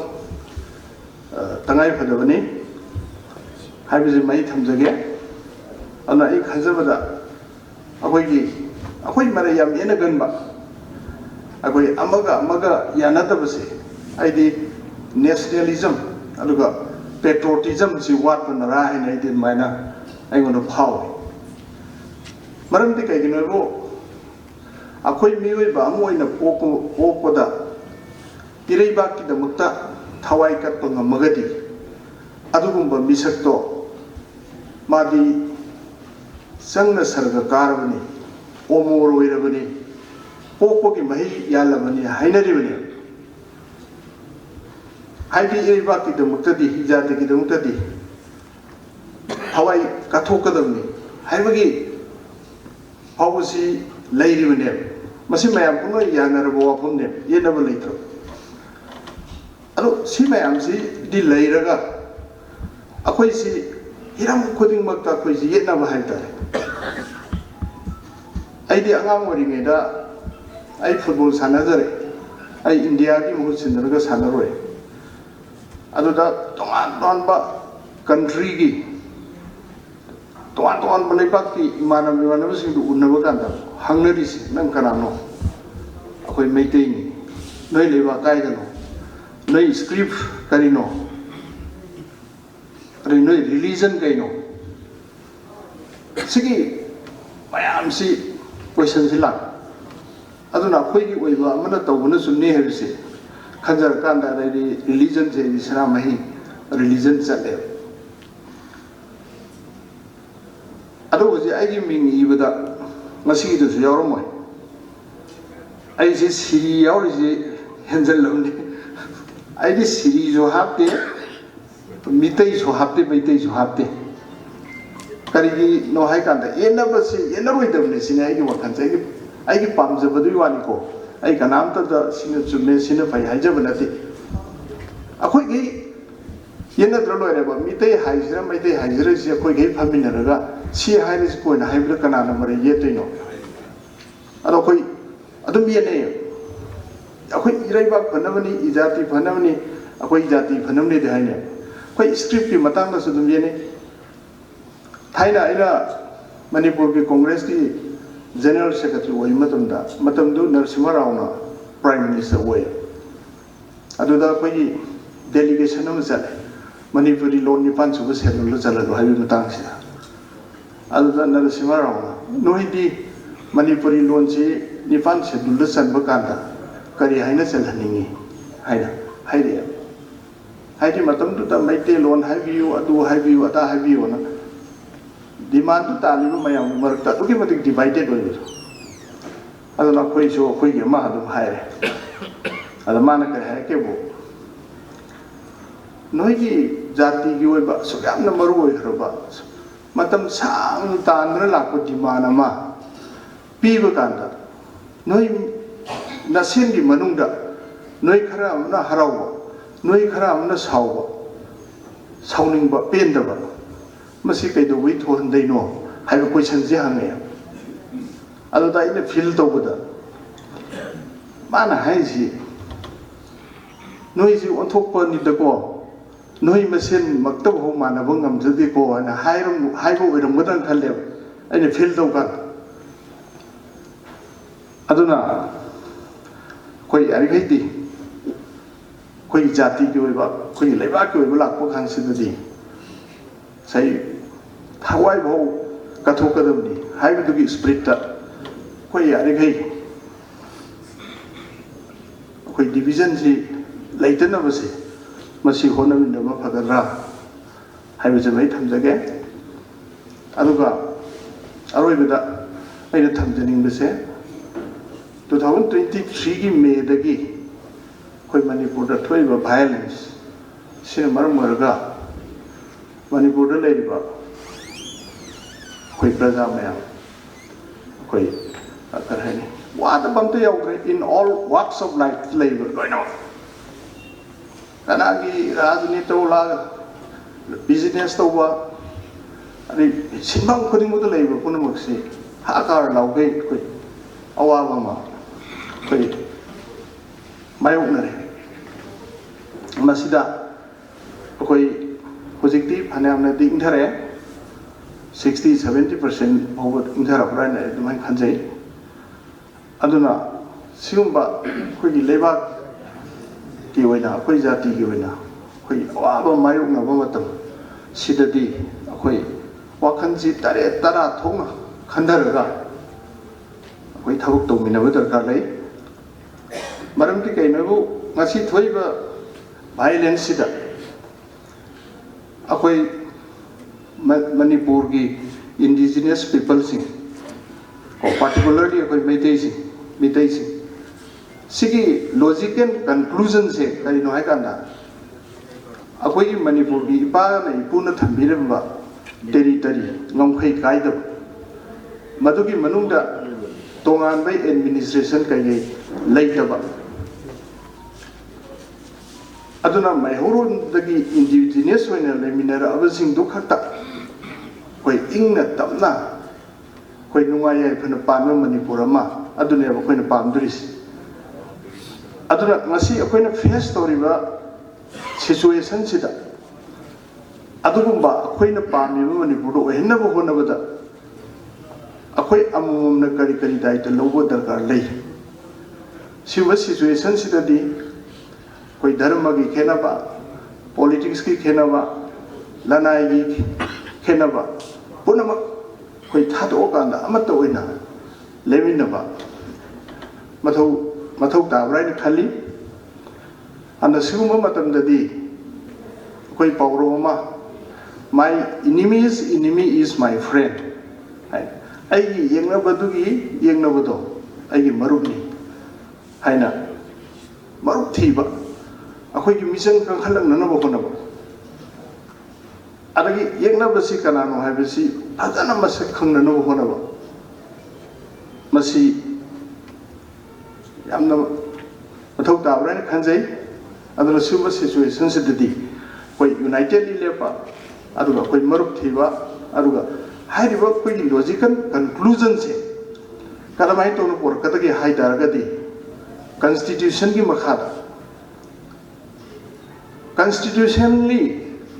akoina pamiba conclusion to porakna banatana any form of violence nadi porakunga moy anu sigul ba wakhalo loga loinana koina sanction matamda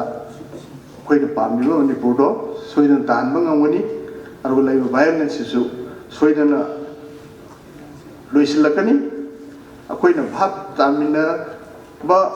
अदोकि मदिक था ओन भाब तामिन ngami ge yam thunu lakani ainas lakani haijari maram di kenabo pithibi da thokiba first world war second world war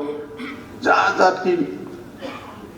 koi gi suma thodo wa thokya loisin da bam ta yaw ki ana sisu soidna loisilakani ana adugumba wakhalo la tu da koi punna thabak tawmina si ꯍꯥꯏꯕꯁꯤꯃ ꯊꯝꯖꯒꯦ ꯑꯗꯨꯒ ꯑꯩꯈꯣꯏꯒꯤ ꯉꯁꯤꯒꯤ ꯁꯤꯜꯂꯤꯕ ꯂꯥꯡꯂꯤꯕ ꯑꯩꯈꯣꯏꯒꯤ ꯁꯥꯍꯤꯇ꯭ꯌ ꯄ꯭ꯔꯦꯃꯤ ꯁꯃꯤꯇꯤ ꯑꯩꯈꯣꯏ ꯏꯝꯐꯥꯜꯒꯤ ꯄ꯭ꯔꯣꯒ꯭ꯔꯥꯝꯁꯤꯗ ꯈꯤꯇꯪ ꯃꯇꯦꯡ ꯑꯣꯏꯅꯕ ꯑꯩꯒꯤ ꯃꯥꯏꯀꯩꯗꯒꯤ ꯂꯨꯄꯥ 50,000ꯗꯪꯒ ꯃꯇꯦꯡ ꯄꯥꯡꯖꯔꯝꯒꯦ ꯑꯗꯨꯅ ꯑꯅꯧꯕ ꯆꯍꯤ ꯂꯥꯛꯄꯗ ꯑꯩꯒꯤ ꯃꯥꯏꯀꯩꯗꯒꯤ ꯌꯥꯏꯐ ꯃꯪꯒꯣꯜ ꯄꯤꯖꯔꯤ ꯂꯣꯏꯅꯅ ꯑꯩꯈꯣꯏꯒꯤ ꯃꯅꯤꯄꯨꯔꯒꯤ ꯁꯃꯥꯖꯕꯨ ꯑꯐꯕ ꯃꯥꯏꯀꯩꯗ ꯃꯥꯏ ꯆꯨꯝꯗꯨꯅ ꯄꯨꯕꯤꯔꯤꯕ ꯉꯁꯤ ꯂꯦꯡꯁꯤꯟꯕꯤꯔꯤꯕ ꯑꯏꯕ ꯑꯏꯕꯤ ꯑꯣꯖꯥ ꯒꯨꯔꯨ ꯄꯨꯝꯅꯃꯛ ꯄꯨꯟꯁꯤ ꯅꯨꯡꯁꯥꯡꯕ ꯅꯥꯗꯕ ꯌꯦꯛꯇꯕ ꯍꯦꯟꯅ ꯍꯦꯟꯅ ꯂꯩꯕꯥꯛꯀꯤ ꯃꯤꯌꯥꯝꯒꯤ ꯀꯟꯇ꯭ꯔꯤꯕ꯭ꯌꯨꯁꯟ ꯄꯤꯕ ꯉꯝꯕ ꯏꯁꯣꯔꯅ ꯄꯤꯕꯤꯕ ꯑꯣꯏꯔꯁꯅꯨ ꯍꯥꯏꯕ ꯋꯥꯐꯝ ꯈꯔꯁꯤ ꯊꯝꯖꯔꯒ ꯃꯌꯥꯝ ꯄꯨꯝꯅꯃꯛ ꯈꯨꯔꯨꯝꯖꯩ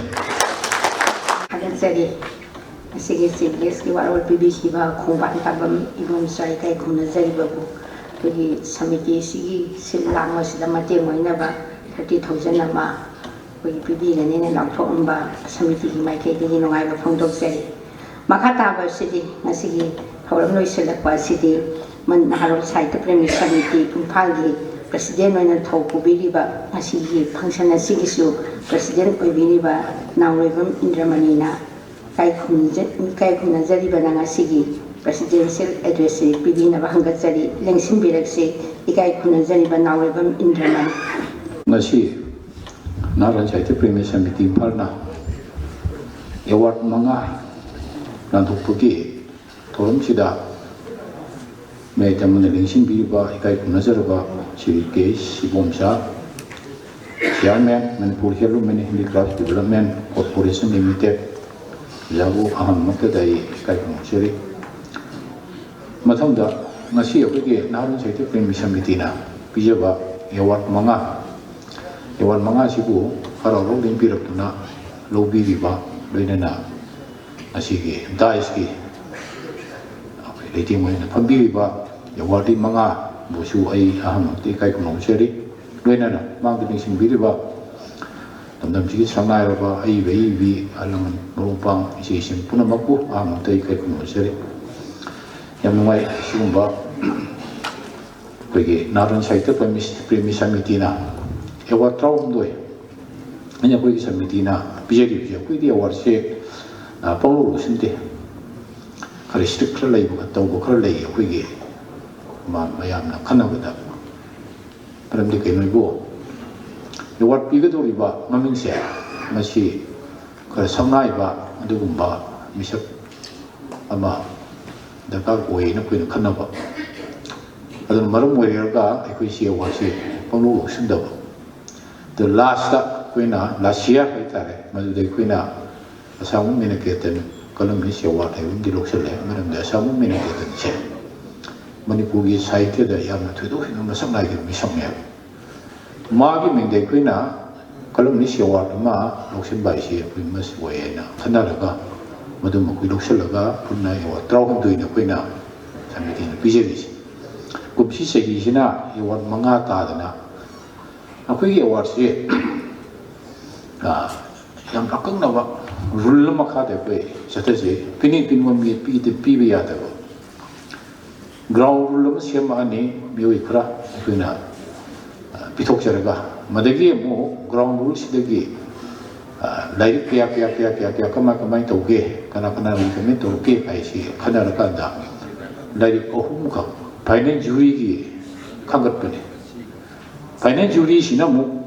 pithokram matungda makoi gi marking gi matungina akoi ni award sing si khangat pa aidi favoritism se koi semen ki leite aduna yam genuine oi bangak tene koi ni BJD sing se yam kupna yang lakanda highway award sing ase harau rauna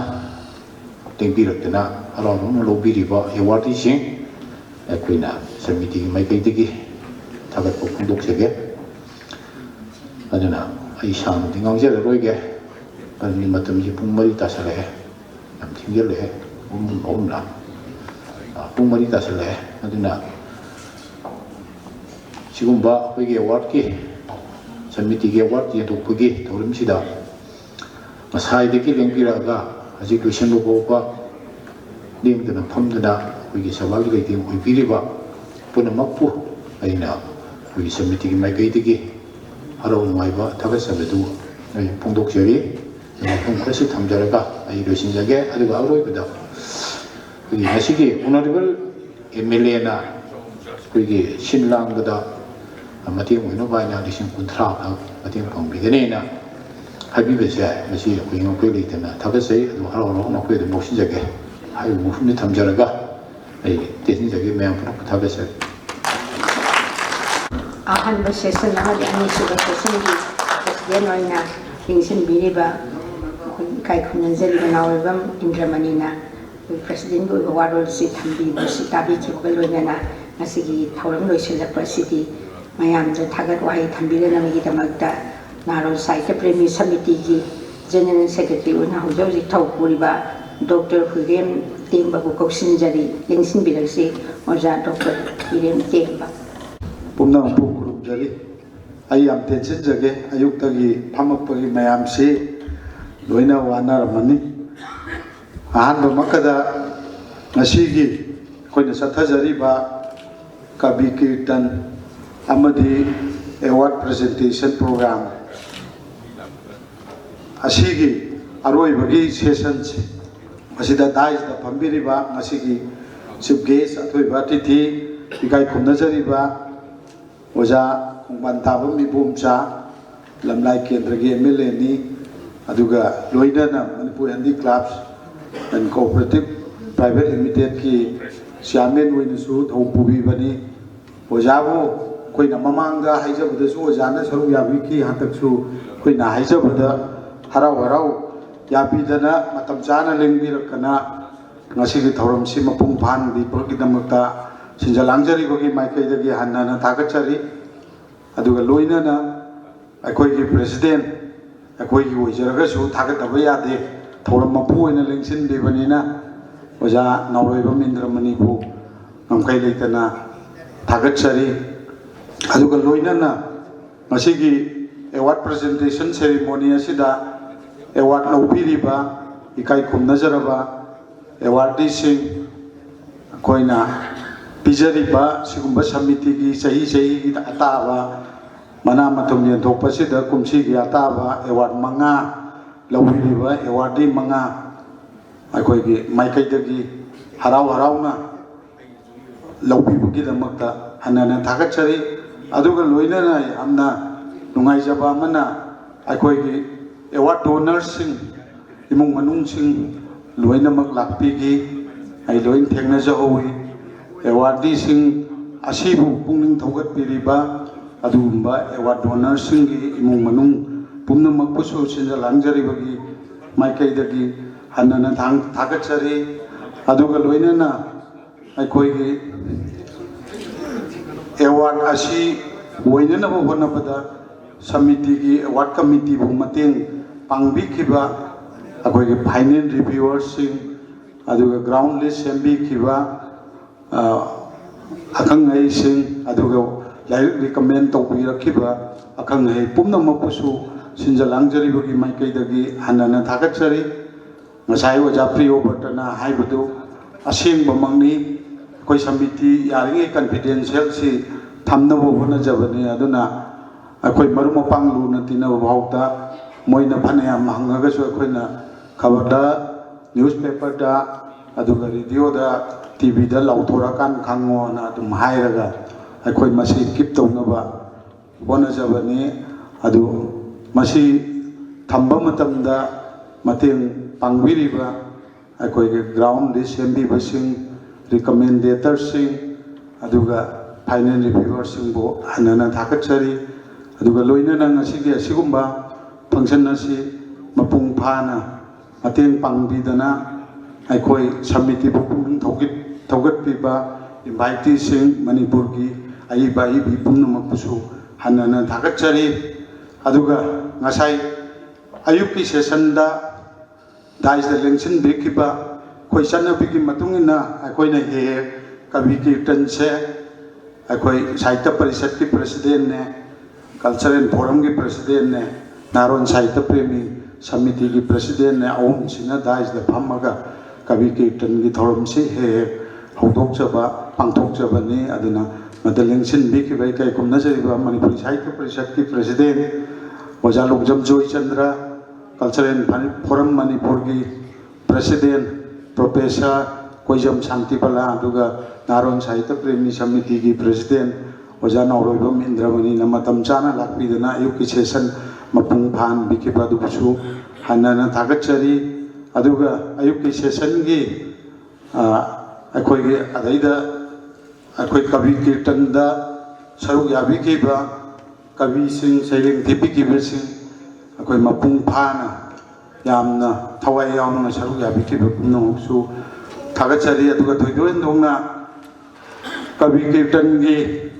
ꯄ꯭ꯔꯣꯒ꯭ꯔꯥꯝꯁꯤ ꯑꯩꯈꯣꯏ ꯍꯥꯟꯅꯗꯤ ꯑꯩꯈꯣꯏ ꯏꯆꯝ ꯆꯝꯅ ꯑꯩꯈꯣꯏ ꯂꯦꯡꯌꯥꯟ ꯑꯃ ꯀꯔꯤ ꯑꯃ ꯇꯧꯔꯒ ꯑꯩꯈꯣꯏ ꯄꯥꯡꯊꯣꯛꯆꯕꯅꯤ꯫ ꯀꯨꯝꯁꯤꯗꯤ ꯗꯣꯅꯔ ꯏꯀꯥꯏ ꯈꯨꯝꯅꯖꯔꯤꯕ ꯅꯣꯡꯉꯥꯈ꯭ꯔꯕ ꯀꯕꯤ ꯅꯣꯡꯊꯣꯝꯕꯝ ꯕꯤꯔꯦꯟꯒꯤ ꯁ꯭ꯔꯤ ꯕꯤꯔꯦꯟꯒꯤ ꯏꯃꯨꯡ ꯃꯅꯨꯡꯅ ꯑꯩꯈꯣꯏꯒꯤ ꯁꯩꯔꯦꯡ ꯄꯥꯕꯤꯈꯤꯕ ꯄꯨꯝꯅꯃꯛꯄꯨ ꯑꯩꯈꯣꯏ ꯄꯨꯛꯅꯤꯡ ꯊꯧꯒꯠꯄ ꯑꯃꯗꯤ ꯏꯀꯥꯏ ꯈꯨꯝꯅꯕ ꯎꯠꯄ ꯑꯣꯏꯅ ꯏꯟꯁꯦꯟꯇꯤꯞ ꯑꯣꯏꯅ ꯄꯩꯁꯥ ꯈꯔ ꯄꯤꯕ ꯍꯧꯕ, ꯃꯁꯤꯁꯨ ꯌꯥꯝꯅ ꯅꯨꯡꯉꯥꯏꯖꯩ꯫ ꯑꯗꯨꯅ ꯏꯃꯨꯡ ꯃꯅꯨꯡꯕꯨꯁꯨ ꯊꯥꯒꯠꯆꯔꯤ꯫ ꯑꯗꯨꯒ ꯂꯣꯏꯅꯅ ꯑꯩꯈꯣꯏ ꯑꯌꯨꯛꯀꯤ ꯑꯃꯗꯤ ꯅꯨꯡꯊꯤꯟꯒꯤ ꯁꯦꯁꯟꯁꯤꯡꯁꯦ ꯃꯁꯤꯕꯨ ꯃꯤꯌꯥꯝꯗ ꯌꯧꯍꯟꯕꯤꯒꯗꯕ ꯃꯦꯗꯤꯌꯥꯒꯤ ꯀꯥꯡꯕꯨꯁꯤꯡꯕꯨꯁꯨ ꯍꯟꯅ ꯊꯥꯒꯠꯆꯔꯤ꯫ ꯌꯥꯝꯅ ꯅꯨꯡꯉꯥꯏꯖꯕ ꯑꯃꯅ ꯑꯩꯈꯣꯏ ꯖꯋꯥꯍꯔꯂꯥꯜ ꯅꯦꯍꯔꯨ ꯃꯅꯤꯄꯨꯔ ꯗꯥꯟꯁ ꯑꯦꯀꯥꯗꯃꯤꯒꯤ ꯁꯤꯒꯨꯝꯕ ꯌꯥꯝꯅ ꯆꯤꯡꯂꯦꯝꯃꯕ ꯑꯣꯗꯤꯇꯣꯔꯤꯌꯝꯁꯤ ꯄꯥꯛ ꯄꯤꯗꯕꯅꯤ, ꯑꯗꯨꯕꯨ ꯃꯁꯤ ꯑꯩꯈꯣꯏꯗ ꯄꯤꯕꯤꯗꯅ ꯑꯩꯈꯣꯏꯕꯨ ꯁꯤꯒꯨꯝꯕ ꯊꯧꯔꯝꯁꯤ ꯌꯥꯝꯅ ꯆꯤꯡꯂꯦꯝꯅ ꯄꯥꯡꯊꯣꯛꯄ ꯉꯝꯍꯟꯕꯤꯕ, ꯃꯁꯤꯒꯤꯗꯃꯛꯇ ꯑꯩꯈꯣꯏꯒꯤ ꯑꯦꯀꯥꯗꯃꯤ ꯑꯁꯤꯒꯤ ꯗꯥꯏꯔꯦꯛꯇꯔ ꯄꯤ ꯕꯤꯔꯥꯖ ꯁꯤꯡ ꯏꯀꯥꯏ ꯈꯨꯝꯅꯖꯔꯤꯕꯕꯨ ꯑꯩꯈꯣই ꯁꯤꯟꯖ ꯂꯥꯡꯖꯔꯤꯕꯒꯤ ꯃꯥꯏꯀꯩꯗꯒꯤ ꯍꯟꯅ ꯊꯥꯒꯠꯆꯔꯤ꯫ ꯂꯣꯏꯅꯅ ꯃꯁꯤꯒꯤ ꯁ꯭ꯇꯥꯐꯁꯤꯡ, ꯑꯦꯀꯥꯗꯃꯤꯒꯤ ꯁ꯭ꯇꯥꯐꯁꯤꯡꯁꯤ ꯌꯥꯝꯅ ꯊꯋꯥꯏ ꯌꯥꯎꯅ ꯑꯩꯈꯣꯏꯕꯨ ꯉꯔꯥꯡꯗꯒꯤ ꯍꯧꯅ ꯁꯦꯝ ꯁꯥꯕ ꯀꯩ ꯂꯣꯏꯁꯟ ꯈꯣꯠꯆꯟꯕꯗ ꯃꯇꯦꯡ ꯄꯥꯡꯕꯤ, ꯑꯗꯨꯅ ꯁ꯭ꯇꯥꯐꯁꯤꯡꯕꯨꯁꯨ ꯍꯟꯅ ꯊꯥꯒꯠꯆꯔꯤ꯫ ꯃꯁꯤꯒꯤ ꯋꯥꯍꯩ ꯈꯔꯁꯤ ꯍꯥꯏꯖꯔꯒ ꯌꯦꯡꯁꯤꯟꯕꯤꯔꯤꯕ ꯄꯨꯝꯅꯃꯛꯄꯨ ꯁꯃꯤꯇꯤ ꯑꯃꯗꯤ ꯏꯁꯥꯒꯤ ꯃꯥꯏꯀꯩꯗꯒꯤ ꯄꯨꯝꯅꯃꯛꯄꯨ ꯑꯃꯨꯛꯀ ꯍꯟꯅ ꯊꯥꯒꯠꯆꯔꯒ ꯉꯁꯥꯏꯗ ꯇꯦꯟꯁꯤꯟꯖꯩ, ꯄꯨꯝꯅꯃꯛꯄꯨ ꯊꯥꯒꯠꯆꯔꯤ꯫ ꯅꯍꯥꯔꯣꯜ ꯁꯥꯍꯤꯇ꯭य ꯄ꯭ꯔꯦꯃꯤ ꯁꯃꯤꯇꯤ ꯏꯝꯐꯥꯜꯒꯤ ꯖꯦꯅꯔꯦꯜ ꯁꯦꯀ꯭ꯔꯦꯇꯔꯤ ꯑꯣꯏꯅ ꯊꯧ ꯄꯨꯕꯤꯔꯤꯕ ꯏꯀꯥꯏ ꯈꯨꯝꯅꯖꯔꯤꯕ ꯗꯣꯛꯇꯔ ꯇꯦꯝꯕꯅ ꯃꯌꯥꯝꯗ ꯊꯥꯒꯠ ꯋꯥꯔꯣꯜꯁꯤ ꯄꯤꯕꯤꯈ꯭ꯔꯕ ꯃꯇꯨꯡ ꯑꯁꯤꯗꯤ ꯉꯁꯤꯒꯤ ꯑꯅꯤꯁꯨꯕ ꯁꯦꯁꯟꯒꯤ ꯄꯗꯃꯥ Devi award, Telem Ningol Atoibemma award, Tahenjam Jayanta poetry award, Moirangthem Narendra ꯁꯅꯥꯒꯤ ꯃꯦꯗꯜ, ꯁꯅꯁꯝ ꯑꯣꯡꯕꯤ ꯃꯣꯏꯔꯥꯡꯊꯦꯝ ꯃꯩꯄꯥꯛꯄꯤ ꯁꯥꯍꯤꯇ꯭ꯌ ꯃꯅꯥ ꯄꯤꯕꯒꯤ ꯊꯧꯔꯝ ꯑꯁꯤ ꯃꯇꯥꯡ ꯑꯁꯤꯗ ꯄ꯭ꯔꯁꯤꯗꯦꯟꯒꯤ ꯑꯌꯥꯕ ꯂꯧꯖꯔꯒ ꯂꯣꯏꯁꯤꯟꯖꯔꯤ ꯍꯥꯏꯗꯅ ꯂꯥꯎꯊꯣꯛꯆꯔꯤ꯫ ꯃꯊꯪ ꯑꯁꯤꯗꯤ ꯃꯊꯪꯒꯤ ꯆꯍꯤꯗ ꯅꯍꯥꯔꯣꯜ ꯁꯥꯍꯤꯇ꯭य ꯄ꯭ꯔꯦꯃꯤ ꯁꯃꯤꯇꯤ ꯏꯝꯐꯥꯜꯗ ꯁꯤꯟꯗꯨꯅ ꯑꯩꯈꯣꯏꯒꯤ ꯇꯥꯡ 3ꯗ ꯄ꯭ꯔꯦꯁ ꯀ꯭ꯂꯕꯇ ꯈꯥꯏꯗꯦꯝ ꯄ꯭ꯔꯃꯣꯗꯤꯅꯤꯒꯤ ꯆꯍꯤ 100 ꯁꯨꯕꯒꯤ ꯂꯣꯏꯁꯤꯟꯕ ꯊꯧꯔꯝ ꯑꯁꯤꯗ ꯌꯦꯡꯕꯤꯔꯛꯂꯤꯕ ꯄꯨꯝꯅꯃꯛꯅ ꯑꯃꯨꯛꯀꯁꯨ ꯍꯟꯅ ꯁꯔꯨꯛ ꯌꯥꯕꯤꯅꯕ ꯍꯥꯏꯕ ꯋꯥꯐꯝꯁꯤ ꯊꯝꯖꯔꯒ ꯑꯩꯈꯣꯏꯒꯤ ꯉꯁꯤꯒꯤ ꯄ꯭ꯔꯣꯒ꯭ꯔꯥꯝ ꯑꯁꯤ ꯃꯇꯥꯡ ꯑꯁꯤꯗ ꯂꯣꯏꯁꯤꯟꯖꯔꯤ꯫ ꯁꯤꯒꯤ ꯂꯣꯏꯁꯤꯜꯂꯛꯄꯁꯤꯗ ꯑꯩꯈꯣꯏꯒꯤ ꯗꯣꯅꯔꯒ ꯑꯦꯋꯥꯔꯗꯤꯒꯤ ꯏꯃꯨꯡ ꯃꯅꯨꯡꯒ ꯑꯃꯨꯛꯇꯪ ꯂꯦꯡꯈꯠꯄꯤꯔꯛꯂꯒ ꯐꯣꯇꯣ ꯁꯦꯁꯟ ꯑꯃ ꯄꯥꯡꯊꯣꯛꯁꯤꯗꯅ ꯍꯥꯏꯕꯤꯔꯛꯏ꯫ ꯗꯣꯅꯔꯒꯤ ꯏꯃꯨꯡ ꯃꯅꯨꯡ ꯂꯦꯡꯁꯤꯟꯕꯤꯔꯛꯅꯕ ꯅꯤꯡꯁꯤꯡꯖꯔꯤ꯫